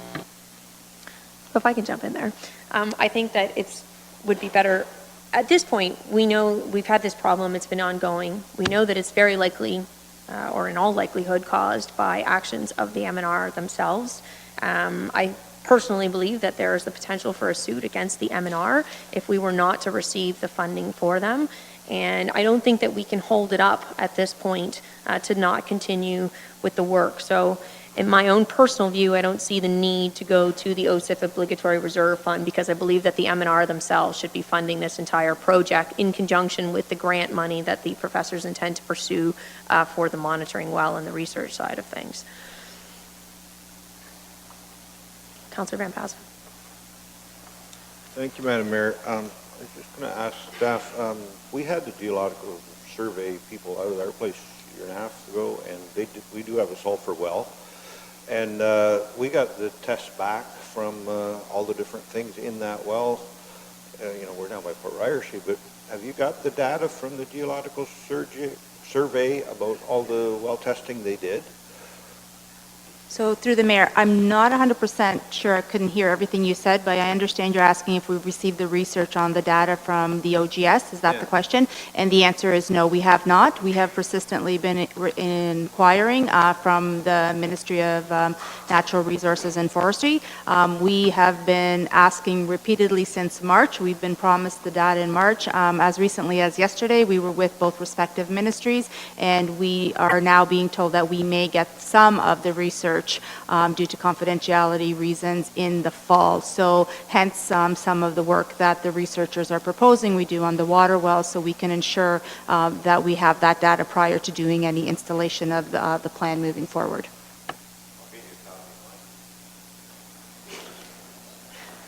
Councillor Huffman. Thank you, Mayor Chop. Through you to Ms. Miranda. So in regards to the piece with the 6,000 wells in Haldeman, so is there a joint proposal from Haldeman, Norfolk, both counties to access or secure funding federally? So through the mayor to Councillor Huffman, currently there is not, because the issues in Haldeman with their 6,000 wells and the concerns locally, primarily at Forestry Farm, are unique, and this is a very unique situation. But I will assure Council that I have, since 2017, since the initial concern that came up on concession 10, I have kept both the senior leadership team and the fire chief in Haldeman apprised of what's been going on, and we have had outreach sessions in Haldeman as well. So they're very aware of the situation. They just haven't had any imminent concerns currently.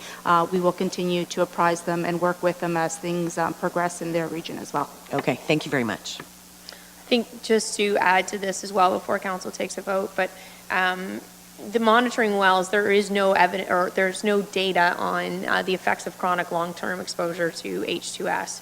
And although the monitors that have been placed at the residents' homes have only had sort of infrequent peaks, what we have realized now is they haven't always been downwind from the situation. So it could potentially be more aggressive than we originally believed as well, which is another reason that I don't think that funding for this should be held up, and that this is has the potential to have significant public health impacts, and we need to move forward. Councillor Taylor.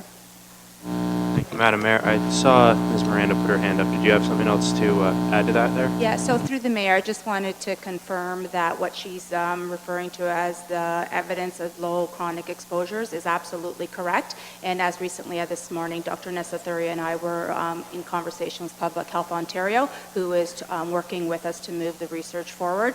And we're also providing all the data to Health Canada. So we are moving that forward. Unfortunately, that is probably years in the making for us to get any results on the outcomes of that low level chronic exposure. Thank you. Could I pass the chair to Councillor Martin? Mayor Chop. And I'd just like to move the first staff recommendation with one additional addition, and that is that council be made aware of any future requests prior to permission being granted for additional seismic exploration in Norfolk County. Is there a seconder for that? Councillor Rabbits.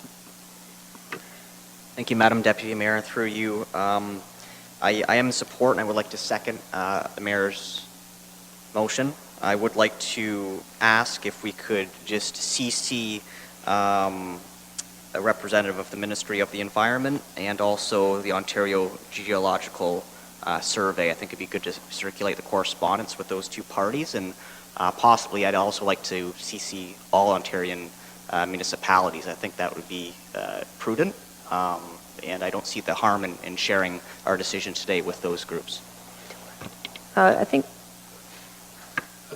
Through you, Madam Mayor, there is an additional cost anytime a municipality, AMO charges a $600 fee for that circulation and my office just doesn't have it budgeted.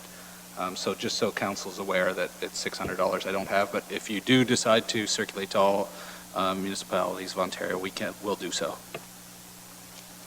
I'm all right with just circulating it to all Ontarian municipalities. I wasn't intending to engage with AMO specifically, but we can circulate it to other municipalities in Ontario, no cost.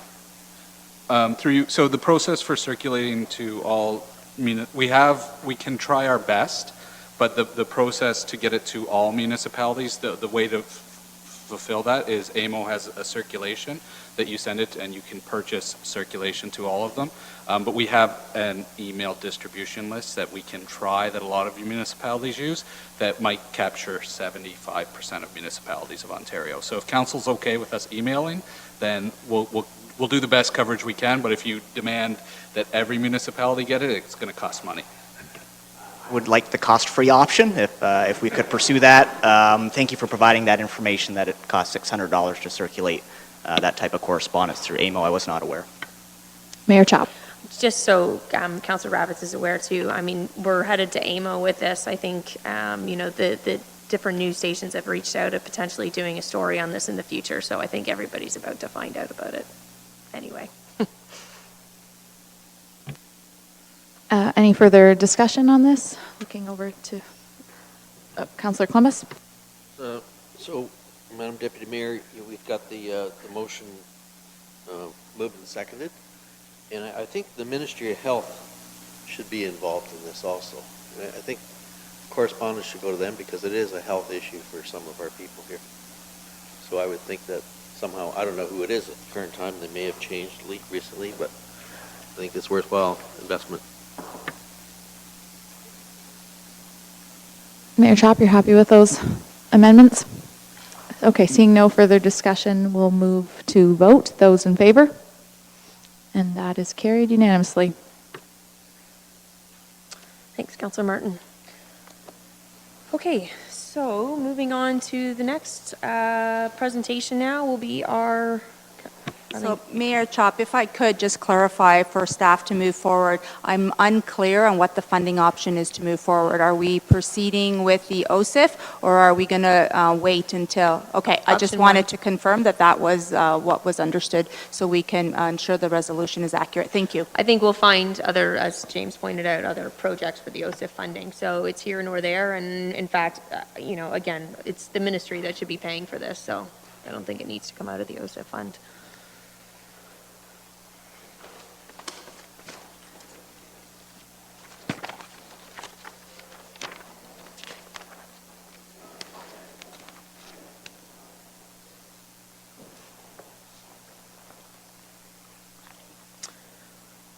Okay, next are the consolidated financial statements for last year's year-end for 2018 under the previous council. And I guess Ms. Matthews and Mr. O'Donnell, just yourself? Mr. O'Donnell, if you'd like to come forward. Yeah, James, absolutely. Thank you, Madam Mayor. So before you today is the 2018 financial statements, as well as our year-end report, sort of going through the descriptions of the various items throughout the financial statements. I'd like to introduce to my immediate right Megan Souls. She's our Supervisor of Accounting and Internal Audits. And to my far right is Denise Williamson. She's our Acting Deputy Treasurer and Manager of Accounting Services. I'd be remiss if I didn't also mention Amy Fanning, who's our Deputy Treasurer currently on maternity leave. She did start all of this material before you today, and so I wanted to also give her a shout. The report before you and the financial statements, the financial statements are prepared using the Public Sector Accounting Board format, so it encompasses everything. It's both the operating budgets for rate and levy, as well as the amortization that will result from our capital expenditures. So it is in a specific format that all municipalities must do. It's also the same format that we file with the financial information return to the province. However, to sort of convert it to our budget process, our modified accrual process, in the report on page 8 or page 64 of your agenda, there's a good reconciliation from the results per PSAB down to the results per our operating budget, which is generally the focus of council. So you can see our operating performance for 2018. We have a deficit of $540,207. The table 3 on the page opposite has a breakdown of the drivers of the reason why we had a deficit for that year. Basically, there's 3 good news stories on one really bad news story that you can see in the chart. So as mentioned, the rest of the report basically explains the different components of the financial statements before you today. So printed in front of you with the green cover, the financial report 2018. That's something different that we did this year. We wanted to have the financial statements as well as key performance indicators and some historical trends in the report for you to give you sort of more of an outlook on how Norfolk County is doing. And so having said that, I'm going to hand the mic over to Mr. Jeff O'Donnell, who's here representing Millards, who is our external auditor. And he does an excellent job running through the financial statements, letting you know the different components of that. So Jeff, if you can take the podium.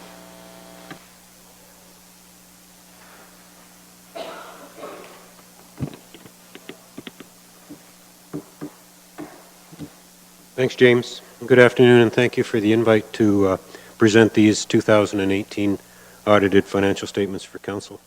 Your Treasurer's report gives a fairly thorough overview of 18, as well as some multi-data information for additional information. Finance has asked that I give an overview of these statements. So let's go to the index, which is the page after the title page. We don't have a number on it. I think it's page 74 of your internal report that you have.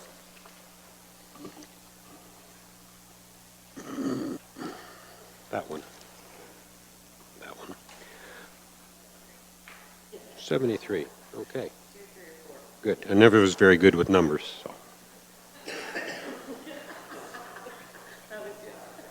There's 28 pages to the package. Hopefully you've had a chance to review them or some of them. I'll be highlighting a few of them today. Let's go to the first page with little 1 on the bottom. That's our number 1.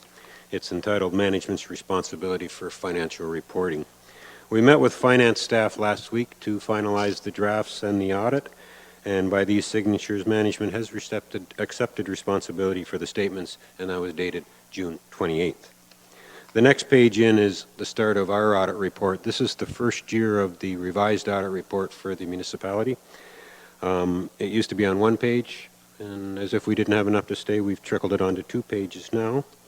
The old report had the opinion paragraph on the very bottom of the auditor's report. The revised report has the opinion paragraph right at the start. So this report is an example of a clean audit opinion, and we believe that these statements present fairly the results of 18 and the financial position of the municipality at December 31st, 18. We had no problems with our audit. Finance staff did an excellent job with the year-end and continue to enhance the efficiency of our audit, and I'm sure that's trickling into your internal reporting. If you go to page 5 of our numbers, I think page 78 of yours, this is the consolidated statement of operations and accumulated surplus. It summarizes the revenue and expenses for the county, includes both the operating, water, wastewater, and capital assets, or TCA. The budget numbers are presented. You'll see the annual bracket deficit. Your budget is presented primarily and approved on a cash flow basis.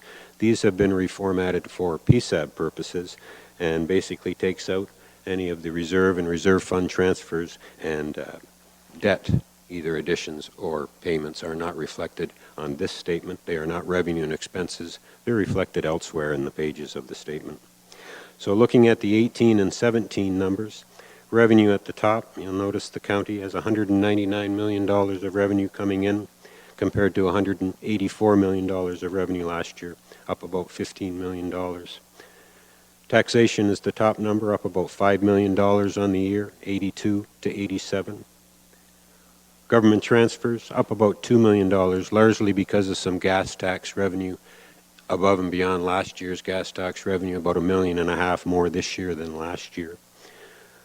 Provincial transfers, about $61 million compared to 54, up about 6. There's about $2 million additional infrastructure money coming in that line item, and as well about $4 million of program spending from the province that are reflected in some of the expenses below.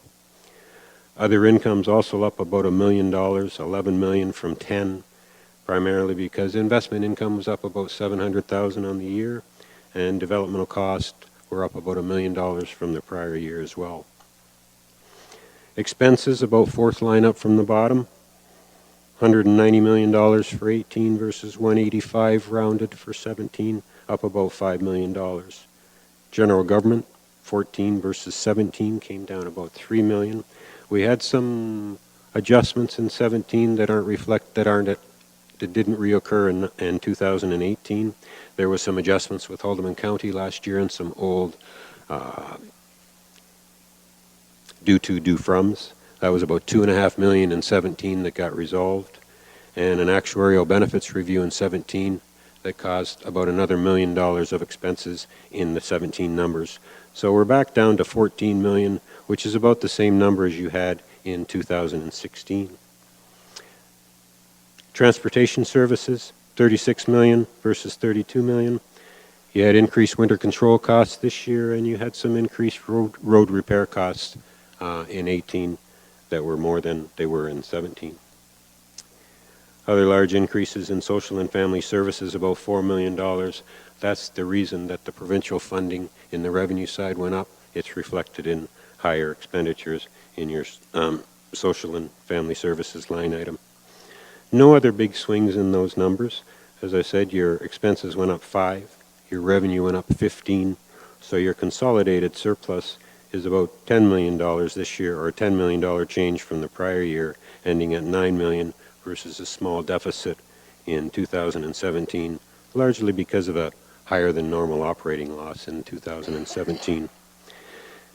We bring forward a $529 million surplus, accumulated surplus, from the prior year, adding the $9 million to it. We end the year with an accumulated surplus of $538 million, rounded. If you can go to page 19 of our numbers, or page 92 of your report.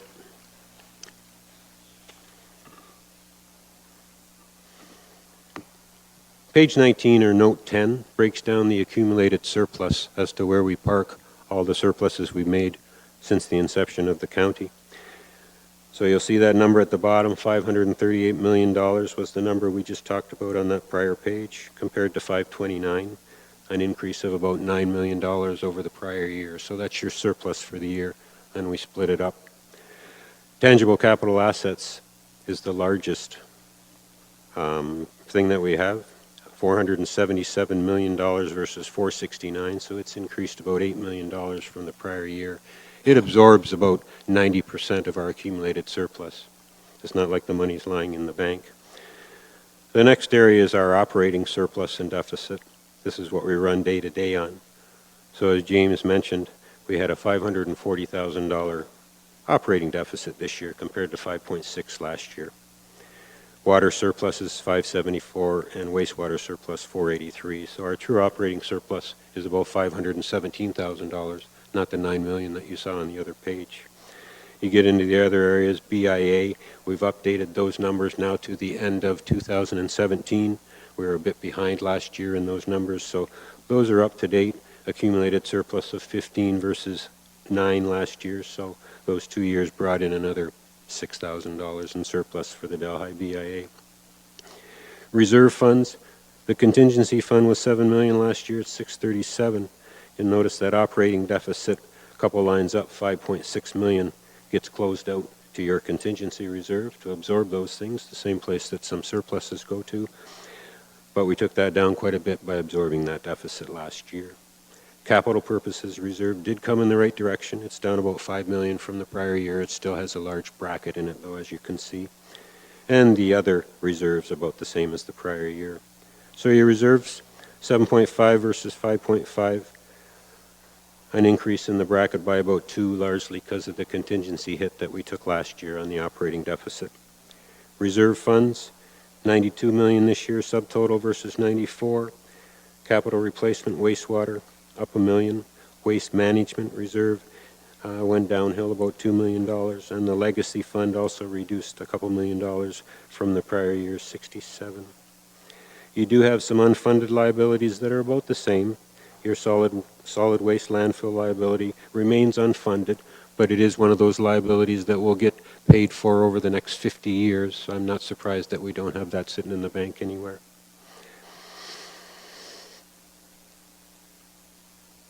So if you go to the final page, I'd like to go over is page 4 in our numbers or page 77 in your numbers.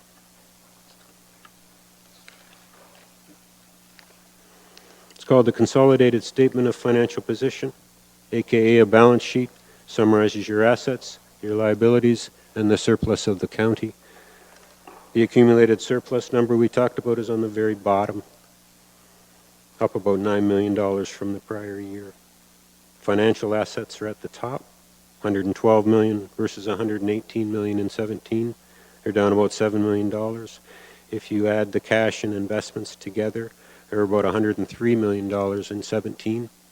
They're about $96 million now, so they're about $7 million down from where they were last year. In terms of the liabilities, 131 versus 136, down about 5. You didn't borrow any new debt this year. You have some coming up in 19, but you repaid $5 million of your outstanding debt from 17 to rest at about $54 million at the end of the year. And I guess in a nutshell, that's where most of your cash went this year in the decrease of 7.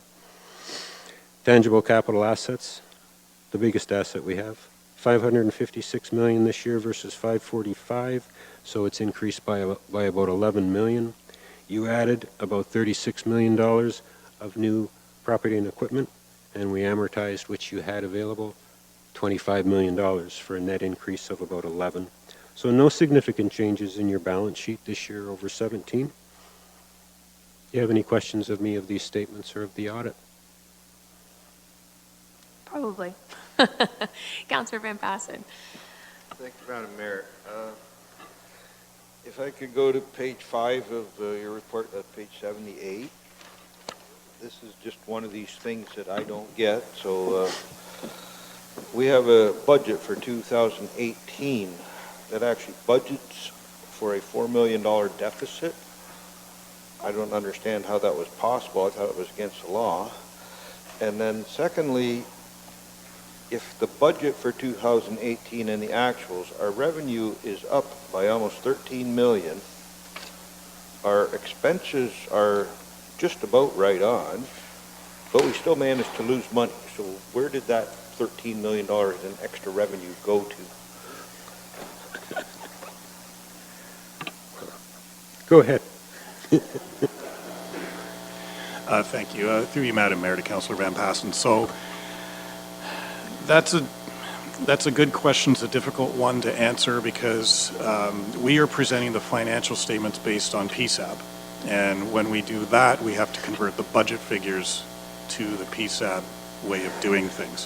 When we pass a budget, we pass it on a cash basis or a modified accrual basis, which, yes, by law, we need to have a zero bottom line.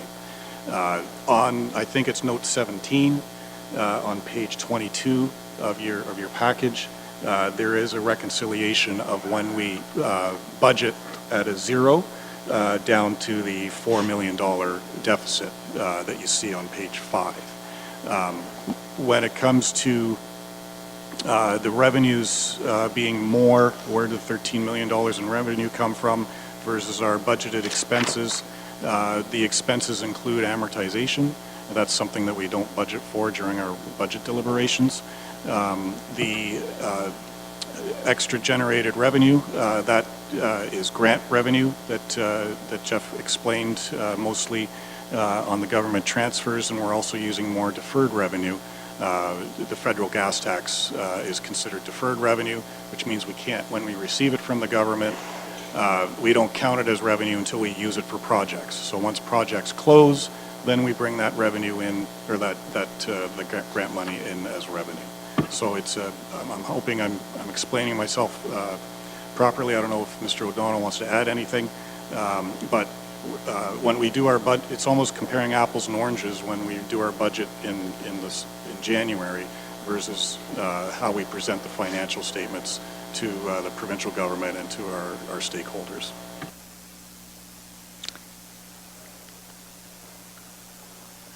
About one of the best non-answers I ever got. But so just so simple people like me can understand it, we've gone backwards again. It's just a matter of how much, depending on which way you want to count it. Is that what we're saying? Like, did we lose $540,000 last year, or did we lose $4 million, or did we go backwards by $1,909,207? I got all sorts of different answers about how much we went backwards, but I'm not sure which one I'm supposed to believe anymore. Through you, Madam Mayor, to Councillor Van Passen, the number that I suggest that we focus on is the operating budget number, which is why we actually break it out on note 10 on page 19. Most municipalities don't break it out like that, as far as I'm aware of, and we break it out on that page to show the operating deficit that we had of $540,000, and that's from an operating point of view for your day-to-day decisions at council when reports come. That's the number that we should concentrate on.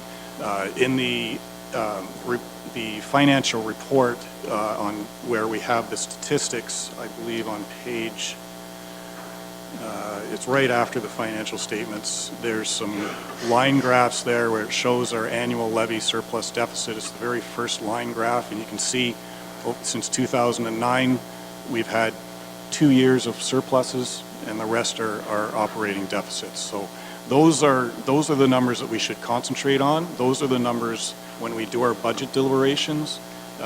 Those are the numbers that we tax our residents with. The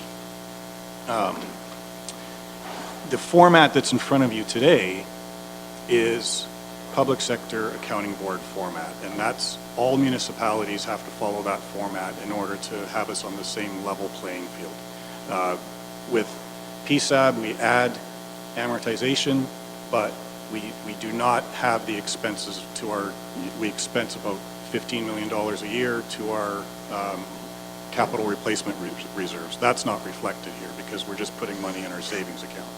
So, so again, the number that, in my opinion, the council should be concentrating on is the operating surplus or deficit, which we've had a deficit this year. The number I've been concentrating on is that over the last 8 years, our our cash and reserves has been cut in half. Our debt has doubled, and we've gone backwards by $57 million in 8 years. That to me is a better indicator than focusing on the operating budget and where we're going. Like, the one good thing we have with Norfolk County is that we're the only municipality in Ontario that's in a negative position, and I want to lose that title and give it to somebody else. So I think we should focus more on turning around that trend and increasing our reserves, reducing our debt, and cutting our expenses, because that's the only way to do it. Through you, Madam Mayor, thank you for letting me speak again to Councillor Van Passen. So that is exactly why we have all those charts in the back of this package. So we have the annual levy surplus deficit, and you basically kept explaining probably what I should have kept explaining.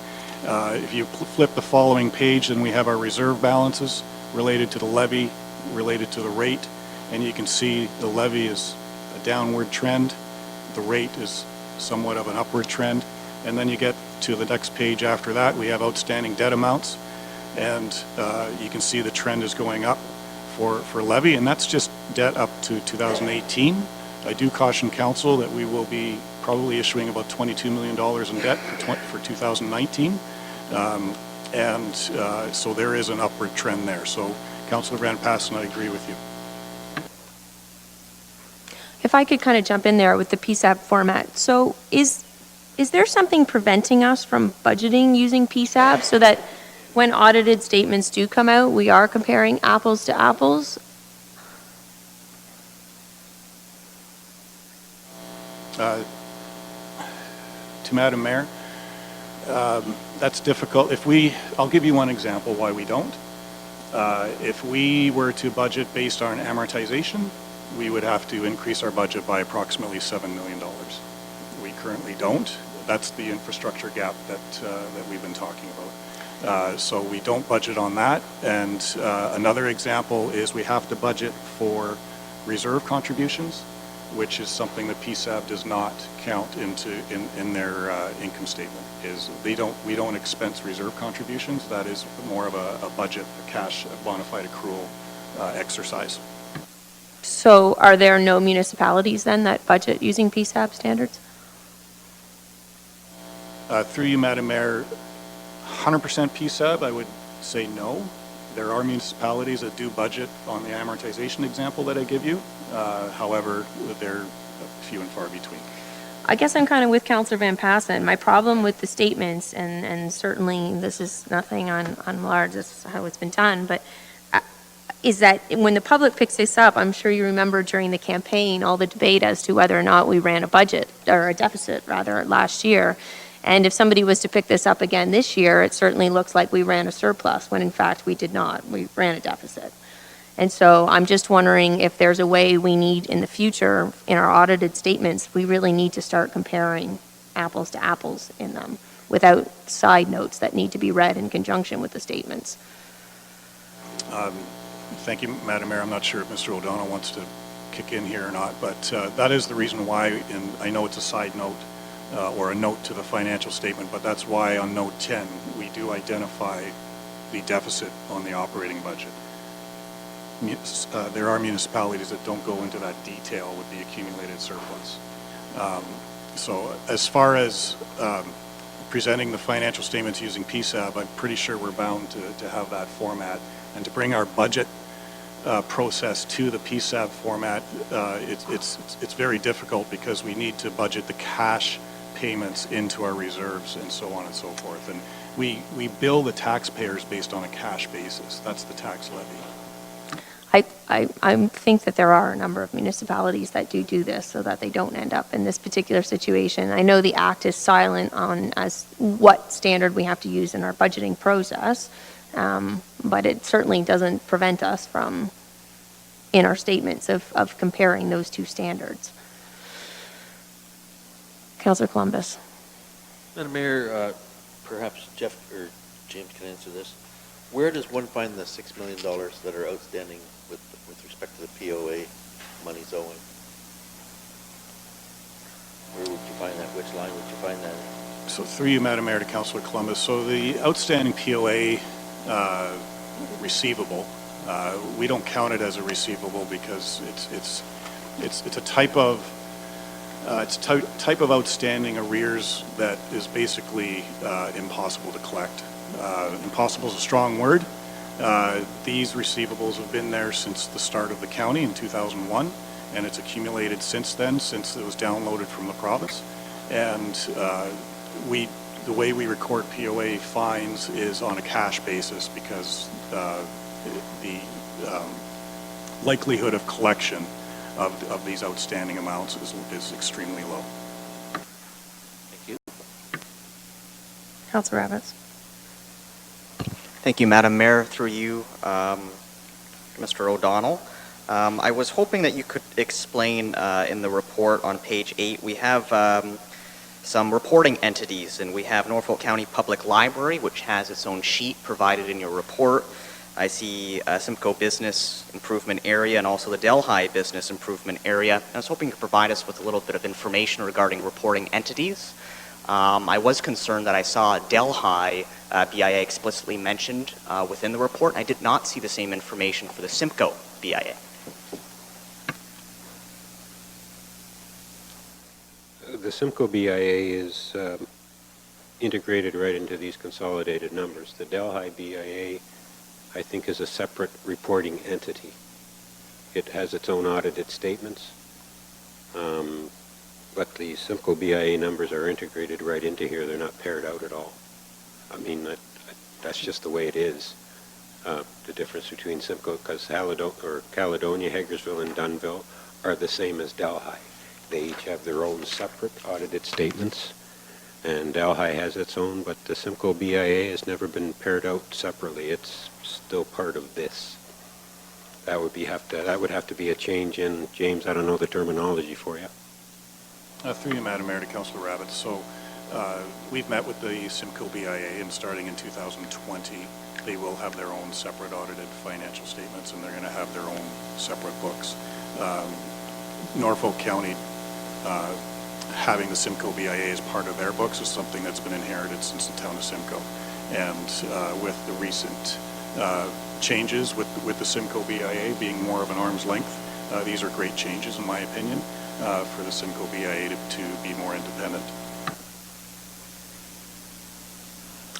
Councilor Martin. Thank you, Madam Mayor. I guess I would just like to make a general comment because this is something that I was discussing with you, Mr. Johnson, last week when we were going through our public work budget amendments. Going through this report, we have 5.6 million increased tax revenue. We have federal transfers up by 1.8, provincial transfers up by 6, developer contributions up by 1.2, and then to here, there's a $22 million debt coming from the county in this year alone. I think that it's important to receive that information more frequently to council, where we're at with budgeting. And I know that you said that this is something that you are going to try to do twice a year, but I think some type of reporting is vital. Like for me personally, that needs to come forward. I need to know where we're at because you look at increased funding coming in from various different sources, and then you hear, we're anticipating $22 million in debt. It's not adding up. Thank you. Did you want to say? Thank you, Madam Mayor, to Councillor Martin. So, we're not expecting 22 million in debt. We're going to issue 22 million in debt. So that will result in increase in debt payments. And I'm glad you mentioned the variance reporting, which is kind of how we coin it. We are going to be bringing a report to council September with a high-level variance report, and then we've already established a committee with staff to work on a very thorough, systematic process of variance reporting, and hopefully bring that to the second quarter 2020 with variance reporting based on the 2020 budget. And I agree, it's something that we have been working on. It's something that is long overdue because the advantage of variance reporting is we can give council the heads up hey, we're heading into a bad situation or we're heading into a good situation, and then we can adjust our strategies midway through the year. Just another question for you, James. On page 89, it shows a balloon payment of $14 million in 2020. How are we going to fund that $14 million?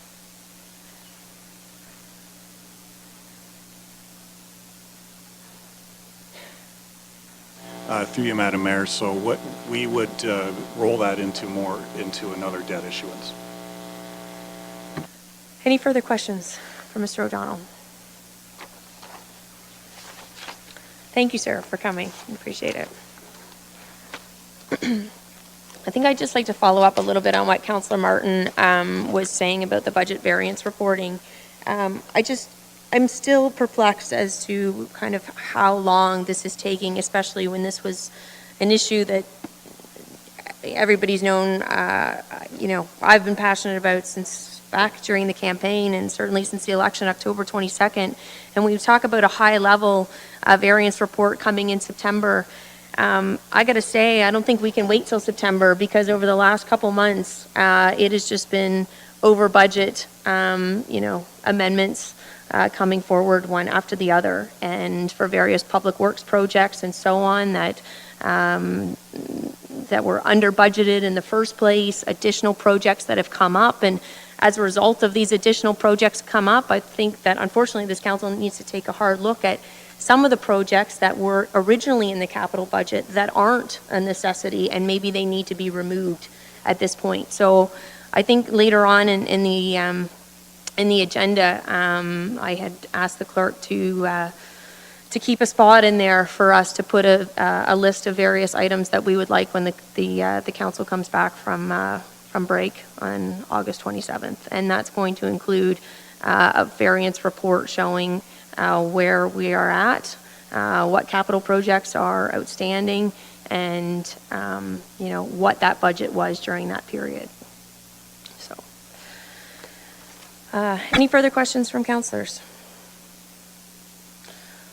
Okay, if I could have a mover and a seconder to, I apologize, just to receive the statements. Okay, so if I could have a mover and a seconder to receive the statements, Councillor Michelli and Councillor Huffman, all those in favor? And then a second mover and seconder to receive the staff report.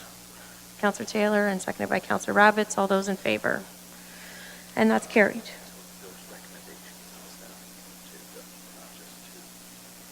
No, stand by. I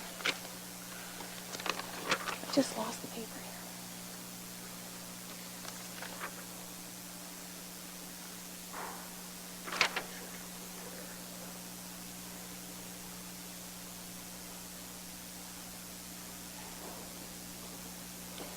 Okay, so just actually I'm going to reread the acceptance of the staff report. There were some recommendations with that. So it was that report FS 19-29 regarding the 2018 audited financial statements and year-end performance measures be received, and that the 2018 consolidated financial statements for Norfolk County be received, and that policy FS-17 financial sustainability philosophy and guidelines be repealed, and that staff continue to provide meaningful KPIs in the annual audited financial statements and year-end performance report, and further that transfers to or from county reserves and reserve funds as outlined in report FS 19-28 be approved.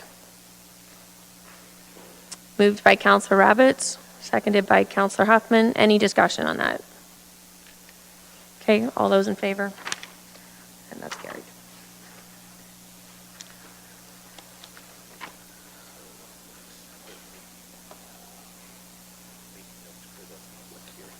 Do you want me to adjourn this one temporarily then? Yeah, okay, so just because we're moving into a new format now, then I guess we'll recess the council meeting until after the public hearings that were slated to start 10 minutes ago at 4 o'clock. Does anybody need a break? 5 minutes? Can we do that? Okay, so if we could be back at 4:15 to start the public meetings.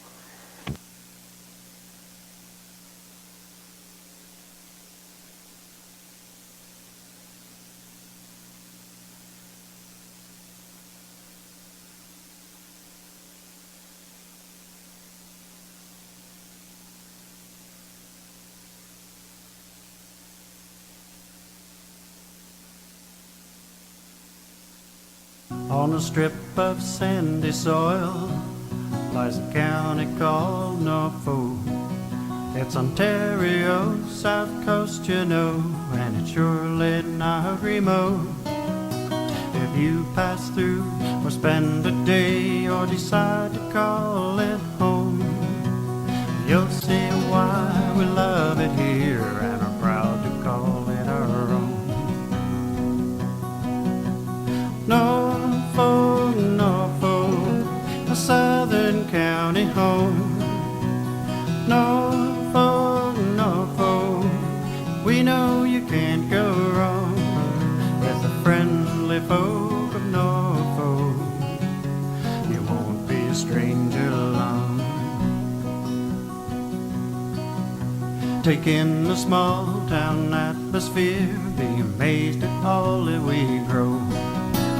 Like our kids that go and see the world and can't wait to return home. Drop a line in a placid lake or stroll along the shore. Take a tour on a peaceful country road and bound to be back for more. Of Norfolk, Norfolk, my southern county home. Norfolk, Norfolk, we know you can't go wrong with the friendly folk of Norfolk. You won't be a stranger long.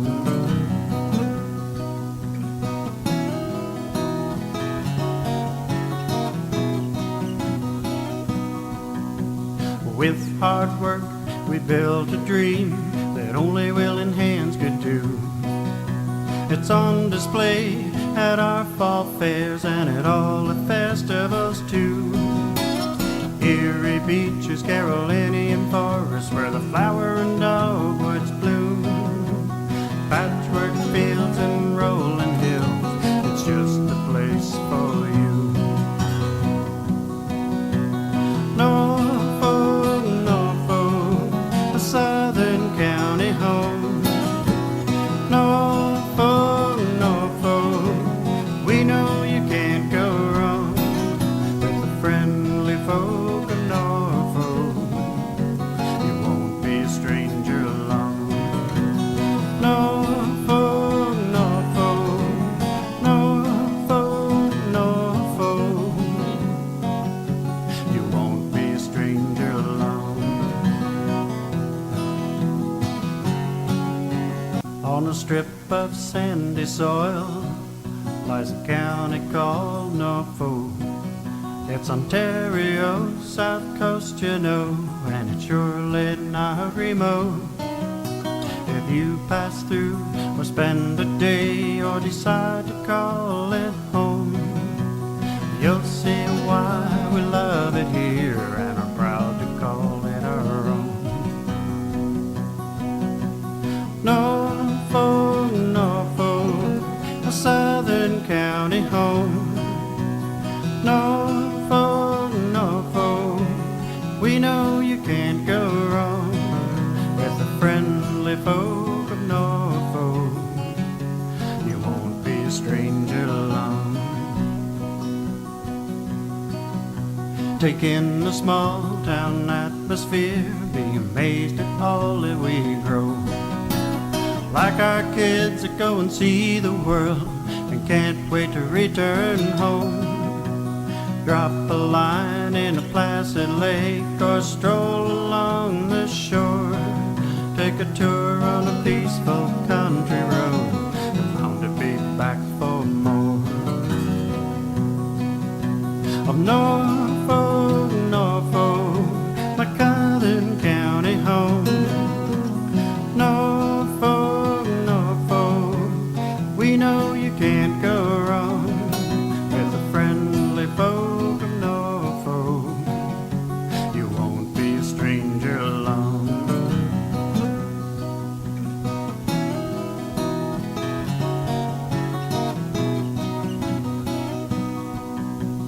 With hard work we built a dream that only willing hands could do.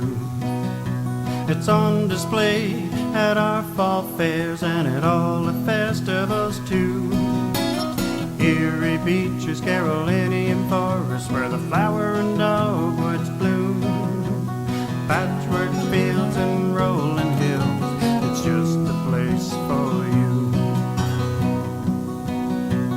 Norfolk, Norfolk, a southern county home. Norfolk, Norfolk, we know you can't go wrong with the friendly folk of Norfolk. You won't be a stranger along.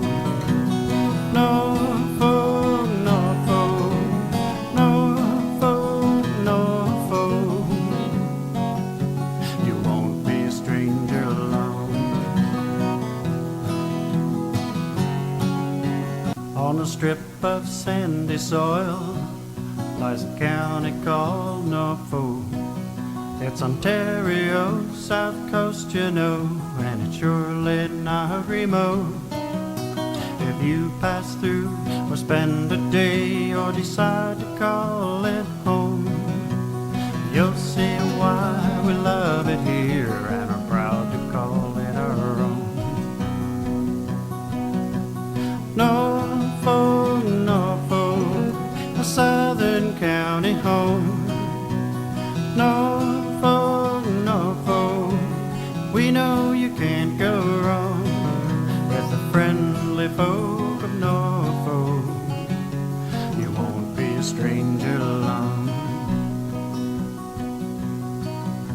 Take in the small town atmosphere, be amazed at all that we grow.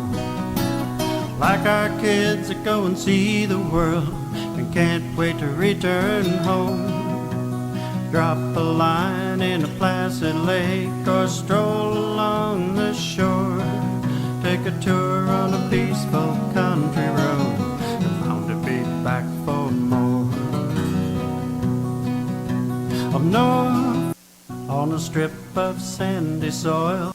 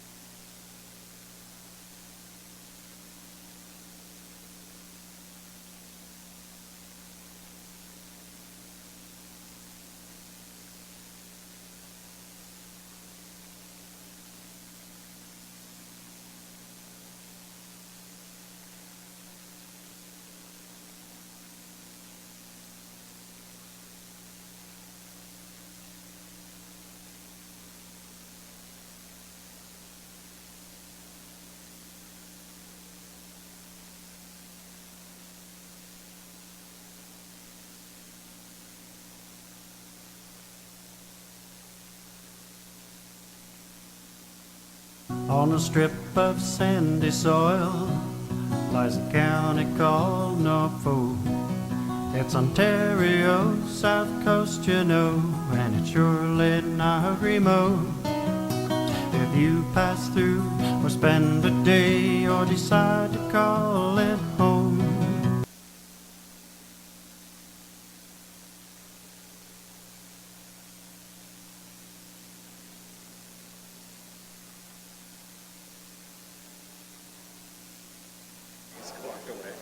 Okay, if we're ready to get going.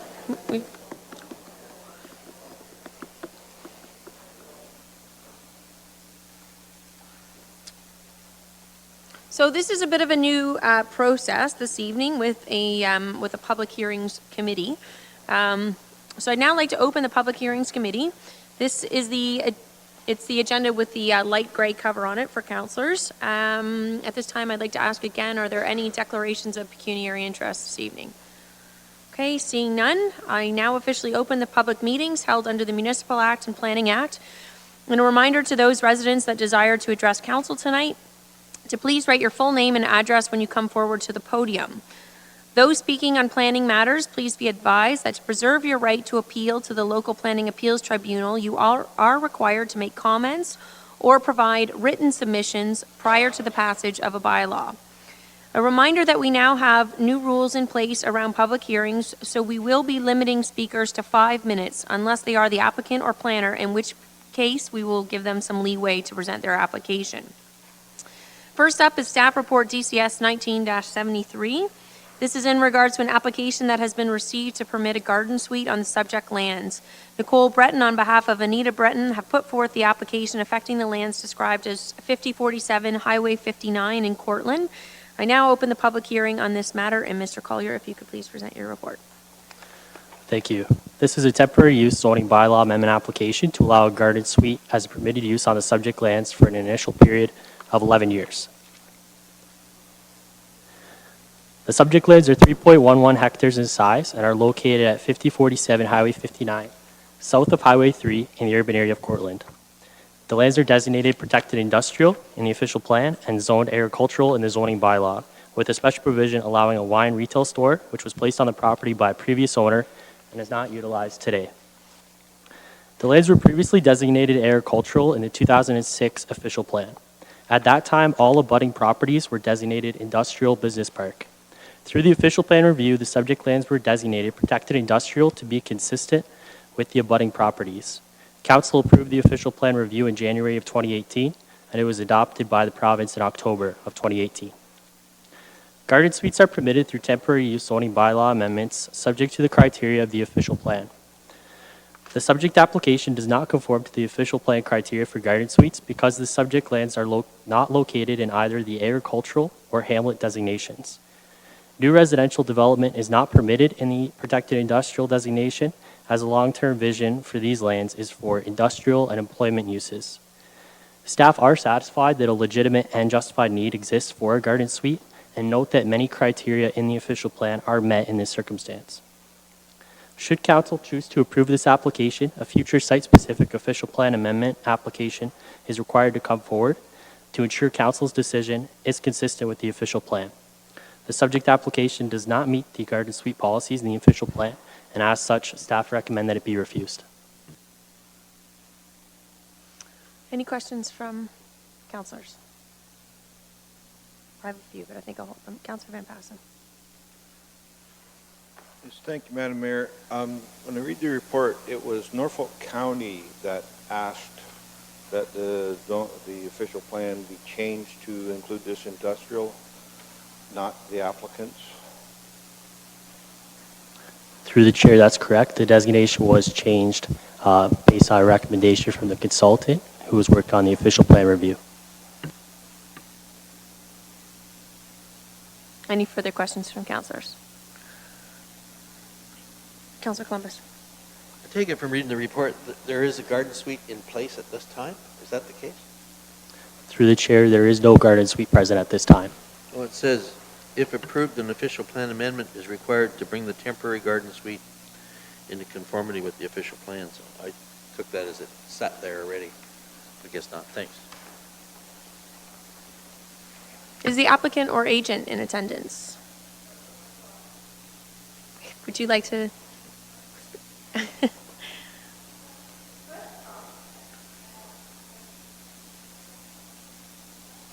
First off, in no way was I aware that my land was industrial. The first time I found out was when I had a meeting with this gentleman.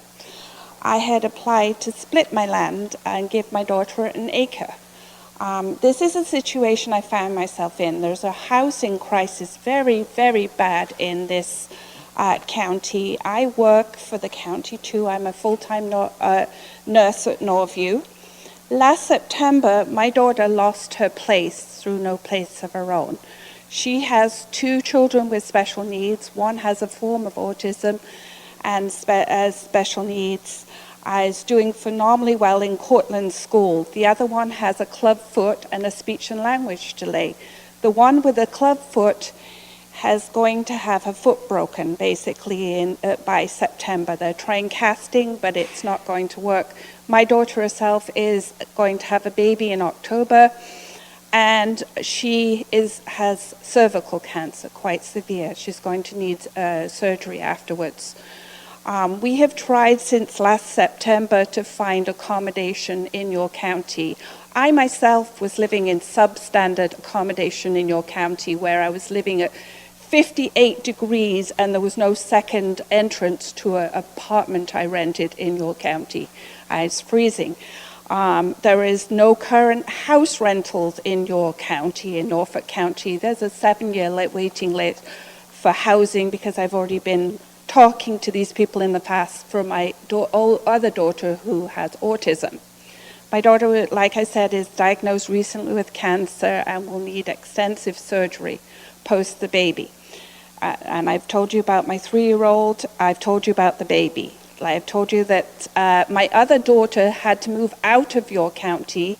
She has a child with problems, and I have to drive an hour to go see her because there's no housing in this district. There's a 2-year wait list for speech and language, which my granddaughter has been on. If my daughter moves out of this county, she'll go on somebody else's wait list somewhere. The housing shortage is 3 times any other district. There is no vacancies at all. So in conclusion, we tried to split the land and give her an acre. When we met Mr. Collier, who deems my land industrial. I bought it as agricultural. I was going to run a riding school out of it, so why would I buy industrial land?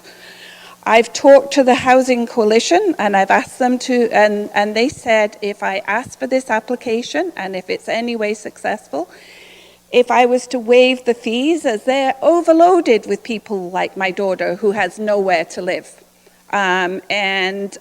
This application would house my daughter and her 2 daughters presently, and the baby that's on the way, and it wouldn't cost you anything. It's a very cost-effective solution for myself, you, the county, who is in housing crisis, beyond housing crisis, and my family. And I could help my daughter. Other than that, my daughter has no choice but to move out of your county like my other daughter did. This time she'll have to go up north because there's nothing down here in this area. My other daughter moved to Blenheim, Oxford County. And I don't want to lose another daughter to your housing crisis. And how is she going to manage with no support?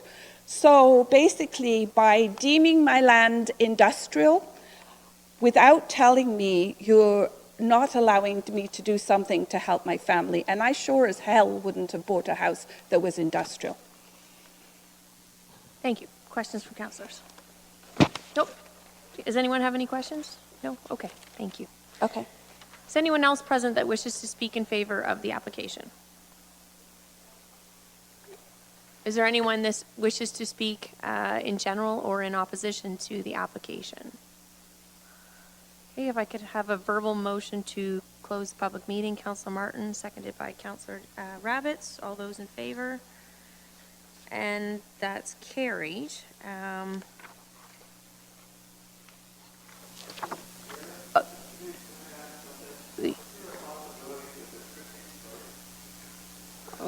Is there a possibility that you can get some, doesn't have to be all of the, that's, I guess, what it's zoned now as residential, not residential, as industrial or whatever it is. Is there a chance that you would get a smaller piece out of that so she could have a house or whatever, something that she can, in a granny flat or something like that, or something that could be, is that possible? Well, I was just actually going to ask a similar question because I'm curious myself how a person's property, the zoning could have been changed without them being made aware of the situation.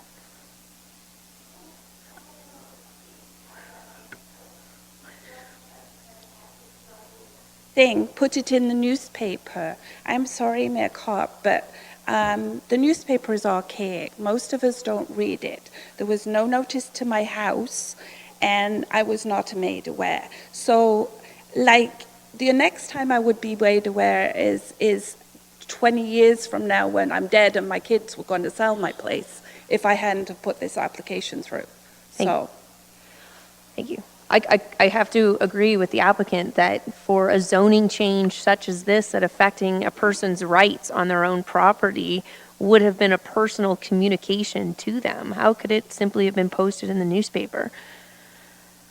Through you, Madam Mayor. The change was through, it was to the designation through the official plan. The zoning remains in place. The zoning was not changed. It was through an update to the official plan process. So through the official plan review and the consultant, it was identified that this was kind of a donut hole in the donut of the industrial lands that surround the property. There would have been notice that was provided through that. What that notice was, I can't state at this time, but I can look into that and provide an answer to council if you wish. So you're saying that the zoning is still agricultural on the property, it's just that the official plan is designating it as within this industrial area? Through you, Mayor Chop, yes, that's So correct. what confuses me is this is something that I just keep bringing up all the time, but according to many cases that have come forward before the Ontario courts, is that the official plan is meant only to be a broad policy document and nothing more. So why would we right now be relying on denying this on the basis of needing to do an official plan amendment and not approving this on the basis of a garden suite is allowed on an agricultural piece of property in Norfolk County? It just seems like it's creating unnecessary paperwork when it's clearly not the intention of the legislature. It's clear that there's ample case law to support this, that Norfolk County does not need to go and do an official plan amendment in this case. Through you, Mayor Chop, the official plan does set out the policies with respect to garden suites. So because they're permitted on a temporary basis, they're not recognized as of right in a specific zone. So that's where the policy reliance is on, so that they're recognized in agricultural and hamlet designations. Because they're a temporary use. So when somebody comes in for a garden suite, they have to go through the zoning amendment to recognize it in a specific zone based on the policy compliance. And that's where the official plan amendment is coming from. It's because it's an industrial property, and the intent is that with industrial, because there's industrial surrounding it, to avoid potential land use conflicts. So that's why residential isn't intended within the industrial area, and that's part of the basis for the requirement for the amendment to recognize it on a site-specific basis. Councillor Van Passen. Yes, thank you, Madam Mayor. I can understand staff's dilemma with this one because they are required to follow the rules, and that's what the rules say. But if the applicant would have come forward on October the 4th, 2018, then this would be allowed. It was the county who asked for the zoning to be changed, or the official plan to be changed. The applicant said they were not aware of that, and so I would put forth the motion that this application be approved, and that the fee for an official plan amendment be waived because it was the county who changed it, not the applicant. And I think this is just the right thing to do. Even though our rule books don't necessarily put it in the perfect little pigeonhole, but just from a life thing, we've got a family looking after each other without any cost to the county, and we're holding that up. So I would move that it be approved. Councillor Taylor wants to second that. Any further discussion? I already had one. Sorry, Roger. Okay, Councillor Martin. Thank you, Mayor Chop. I would also like to, I don't know if it needs to be wrapped into that motion, but I would also advocate that when this council sits down and sets some bylaws for tiny homes, that that information be articulated, because this sounds like the perfect example of community members who are looking for alternative housing solutions, and we're just a little bit behind on that particular bylaw and what that might look like, but I think that that information should be shared with this family when we're set. Thank you, Councillor Martin. Councillor Taylor. Thank you, Mayor Chop. My comments much along the same lines as Councillor Martin's. We sat around this table and talked about garden suites and secondary units as wonderful ways to supplement our housing stock in this county, and I think this is one of the right moves forward, and we certainly should look at garden suites when we're talking about the upcoming bylaws. Thank you. Councillor Columbus. Yes, I too will be supporting this motion. There are far more garden suites out there that are not as legitimate as what we've heard here today. There is a need. Thank you. Thanks, sir. Okay. All those in favor? Oh, Councillor Michelli. Thank you, Madam Mayor. I would also support this, and I just want to point out that the criteria for having a garden suite, in this case, it conforms to every single one of them. So I would obviously want to support this motion as well. Councillor, any further, Councillor Kravitz? Madam Mayor, through you, my question is directed towards finance. It says waiving of the fee. Exactly how will that be paid for? I am in support of the motion, and we did receive an addendum as well this evening on our blotters that I believe is the verbiage that's going to be put forward for that official amendment change. I got bylaw 48-Z-2019. Maybe I'm looking at the wrong bylaw here. But I was hoping that maybe we could find out how we're going to fund the waiving of the fee and find out what this additional piece is that we received on our blotters today. Through you, Madam Mayor, to Councillor Rabbits. I'd have to investigate this fee specifically, but typically if we waive a fee per the bylaw, we would have to do a grant in order to waive the fee. So I'm not sure if planning could expand a little bit on what that fee represents. Through you, Madam Mayor. With respect to the fee, through the user fee bylaws, we have our value set. So the application fee for the official plan amendment would be what's being sought, and no fee can be waived by a general manager. It has to be done through council to ensure transparency and equality across the board.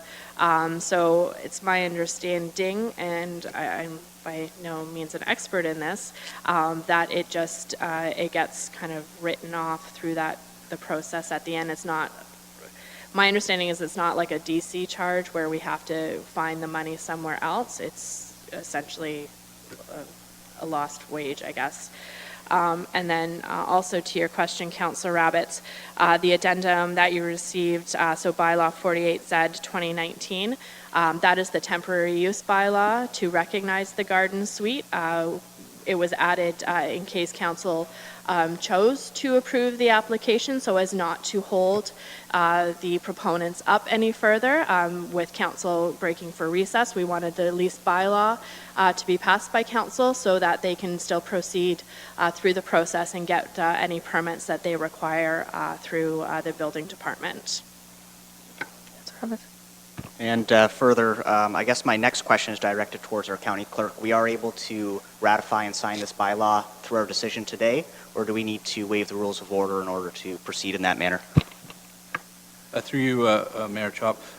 Yeah, generally it is a preference to have them circulated with the agenda in advance, but in this case, that's why we printed it off and put it on your blotters tonight so that you have time to review it in advance of passage this evening. Councillor Hoffman, did I see your hand? Thank you, Mayor Chop. Through you to Ms. Van Dalen. I understand exactly what you were talking about. My one question is, what is the approximate cost, though? That I'm not clear on.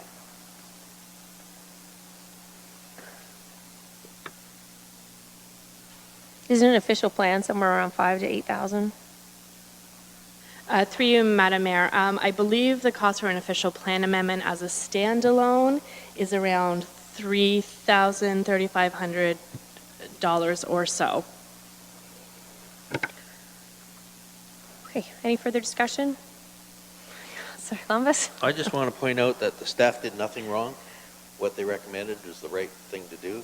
It's up to council to make the decision that they do make. Thanks. Okay, all those in favor? And that's carried unanimously. I do want to point out one thing, just because I really think that we are going about this the wrong way in Norfolk, and that because it's the way that it's been done historically. Gowling's, pretty big, influential law firm in this country. One of the title of the article is Official but Illegal. Are official plans being used in a manner that is a bridge too far? I just want to read everybody one paragraph, so in the future, perhaps we can simplify some of these applications. It says that there is a wealth of jurisprudence which suggests that official plans are intended to be broad and flexible policy statements that should not and do not have the effect of a statute. Official plans are not intended to be used to prohibit or regulate specific land uses in detail. Rather, these should be implemented through zoning bylaws. Despite this consensus in the current jurisprudence, municipalities appear to be more and more using official plans in a manner not intended or indeed permitted. Indeed, in the face of rancorous public debate over development issues, more and more municipal staff and councils are proposing the use of official plans to prohibit specific uses or regulate performance standards in a manner approaching the methods of a zoning bylaw. So I'm just wondering if we might in the future maybe be able to look into, perhaps we could have legal work with staff, and once we have a new in-house counsel, to see whether or not perhaps we are using that in a manner that is inconsistent with the Ontario legislature. So next we have staff report DCS 19-74. That's an application that has been received to permit a garden suite on the subject lands. Linda Jennings, on behalf of Brent and Michelle Halstead, have put forth the application affecting the lands described as 745 Thompson Road East. I'd now like to open this public meeting on staff report DCS 19-74. And Mr. Collier, if you could please present your report. Thank you. This is a temporary use zoning bylaw amendment application to allow a garden suite as a permitted use on the subject lands for an initial period of 11 years. The subject lands are approximately 15 hectares in size and are located at 745 Thompson Road East, east of Waterford. The lands are designated agricultural and hazard lands in the official plan and are zoned agricultural and hazard lands in the zoning bylaw. The subject application meets all criteria of the official plan for garden suites, and staff recommend the application be approved. Any questions of councillors? Okay, are the applicants or agent in attendance? Okay, is there any member of the public that wishes to speak in favor of the application? Is there any member of the public that wishes to speak in general or in opposition to the application? If I could have a verbal motion from council to close public meeting. Councillor Taylor, seconded by Councillor Huffman. All those in favor? And that's carried. Any further questions of staff? Councillor Columbus. Madam Mayor, to staff, we have a number of these garden suites. It seems like they're coming more often now. And I'm just wondering, 11 years is a long time. Who actually monitors these garden suites? Do we get out there and monitor on an annual basis whether they're still in place according to the criteria? Like I know one where the person hasn't lived there for a long time, and it's still sitting there on the site where it was put years ago, and there's always a pickup truck parked out front, but the person that was supposed to live there isn't there. So who monitors these garden suites? Through you, Madam Mayor, to Councillor Columbus. We do track them on their period basis. So if they're allowed for, previously it would have been like under the 5 years under the previous bylaws, or 3 years for extension, or 11 years if it's a new structure. We do kind of track and monitor them. We've got a database, a spreadsheet that we look at it and we track them. And when one is coming up to their time, we would reach out to the property owners and ask if it's still in use, if it's still required, and if so, they would need to get an extension at that time. If they don't communicate or we don't hear back to them, we will follow up from an enforcement perspective, send somebody out there to look to see if it's still on site. Again, try to make contact with the property owner. If they do require an extension, then we would process it that way. In that time, we don't follow up with them unless it comes in on a complaint-driven basis. Just a question to follow up on that. Have we ever had a situation, I'm assuming there must be a garden suite out there that's probably been there longer than it's been approved. Have we ever had any actual enforcement or legal proceedings against anyone?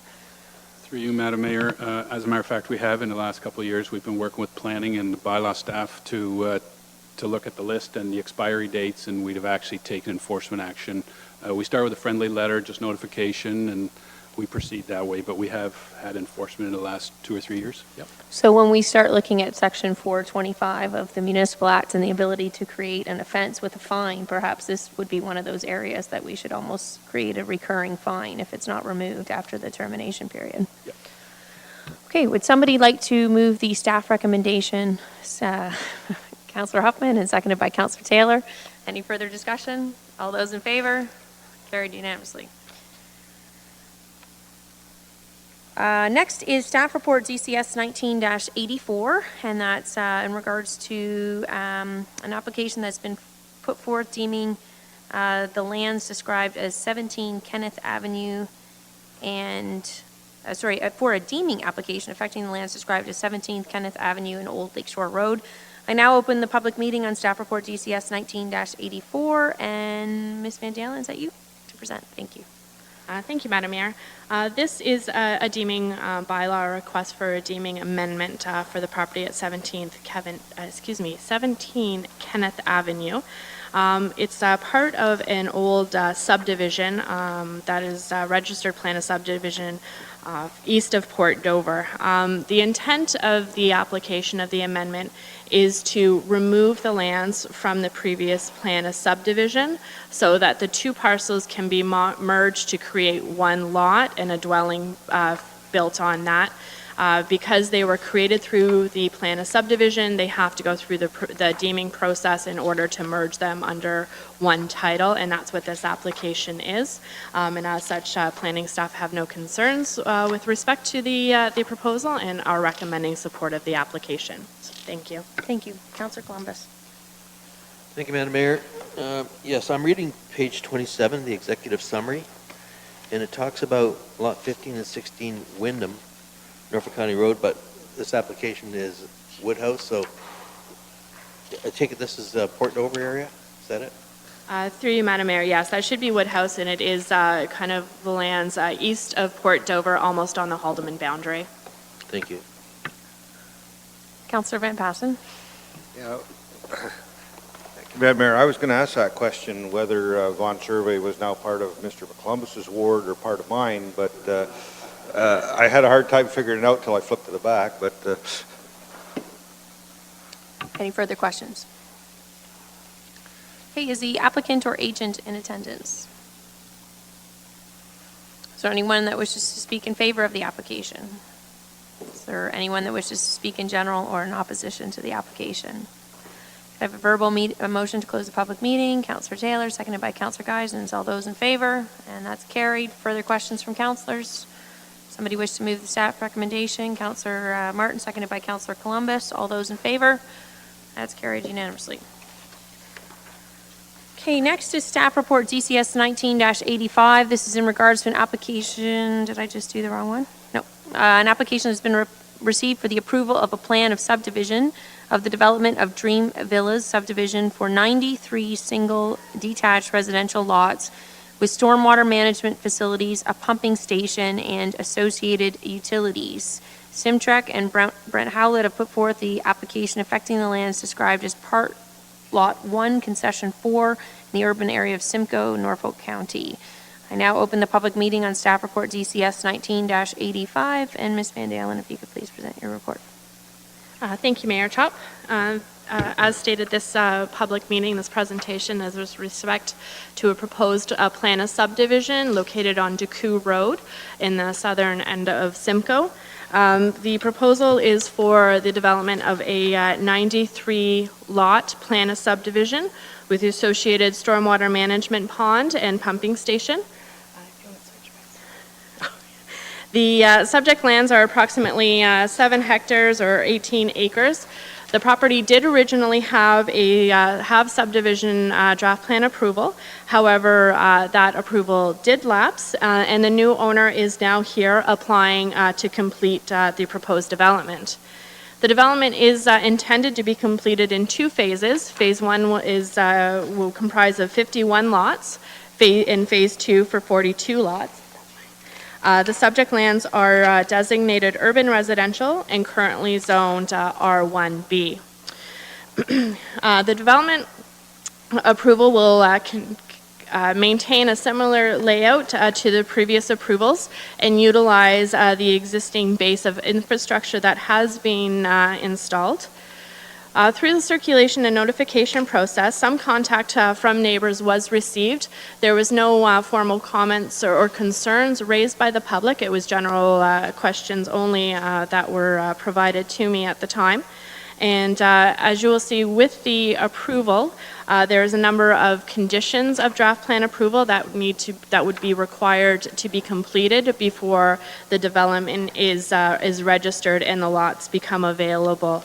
The conditions are standard as part of the subdivision approval process and are intended to ensure completion of the development in an appropriate manner and that the infrastructure is completed to the satisfaction of Norfolk County. Based on the foregoing, staff are recommending support of the application, and I am happy to answer any questions that you might have. Thank you. Questions from councilors? Councilor Roberts?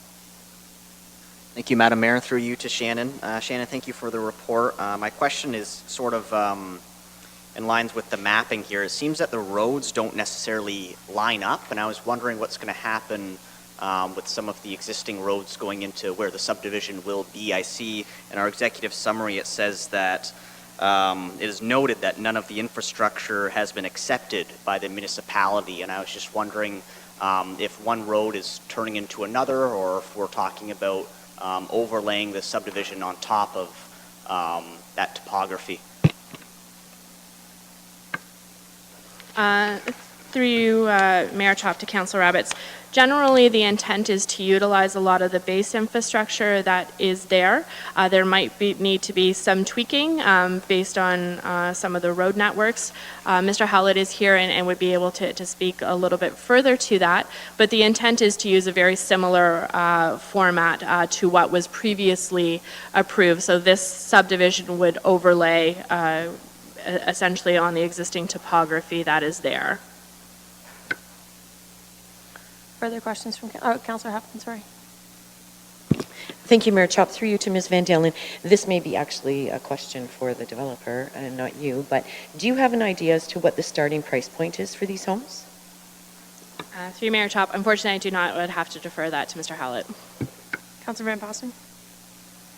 Thank you, Madam Mayor. On page 41 of our package, in the middle of the page, there's a paragraph that the subject application proposes to establish street townhouses on a large vacant lot. Is that an error in the report? Like, I thought it was 93 single-family homes. Through you, Mayor, yes, that is absolutely an error. I do apologize. I'm not sure how that got missed originally.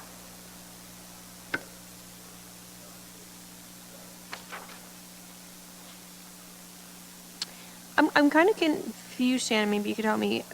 Aren't a lot of these requirements all sort of part of the site plan process?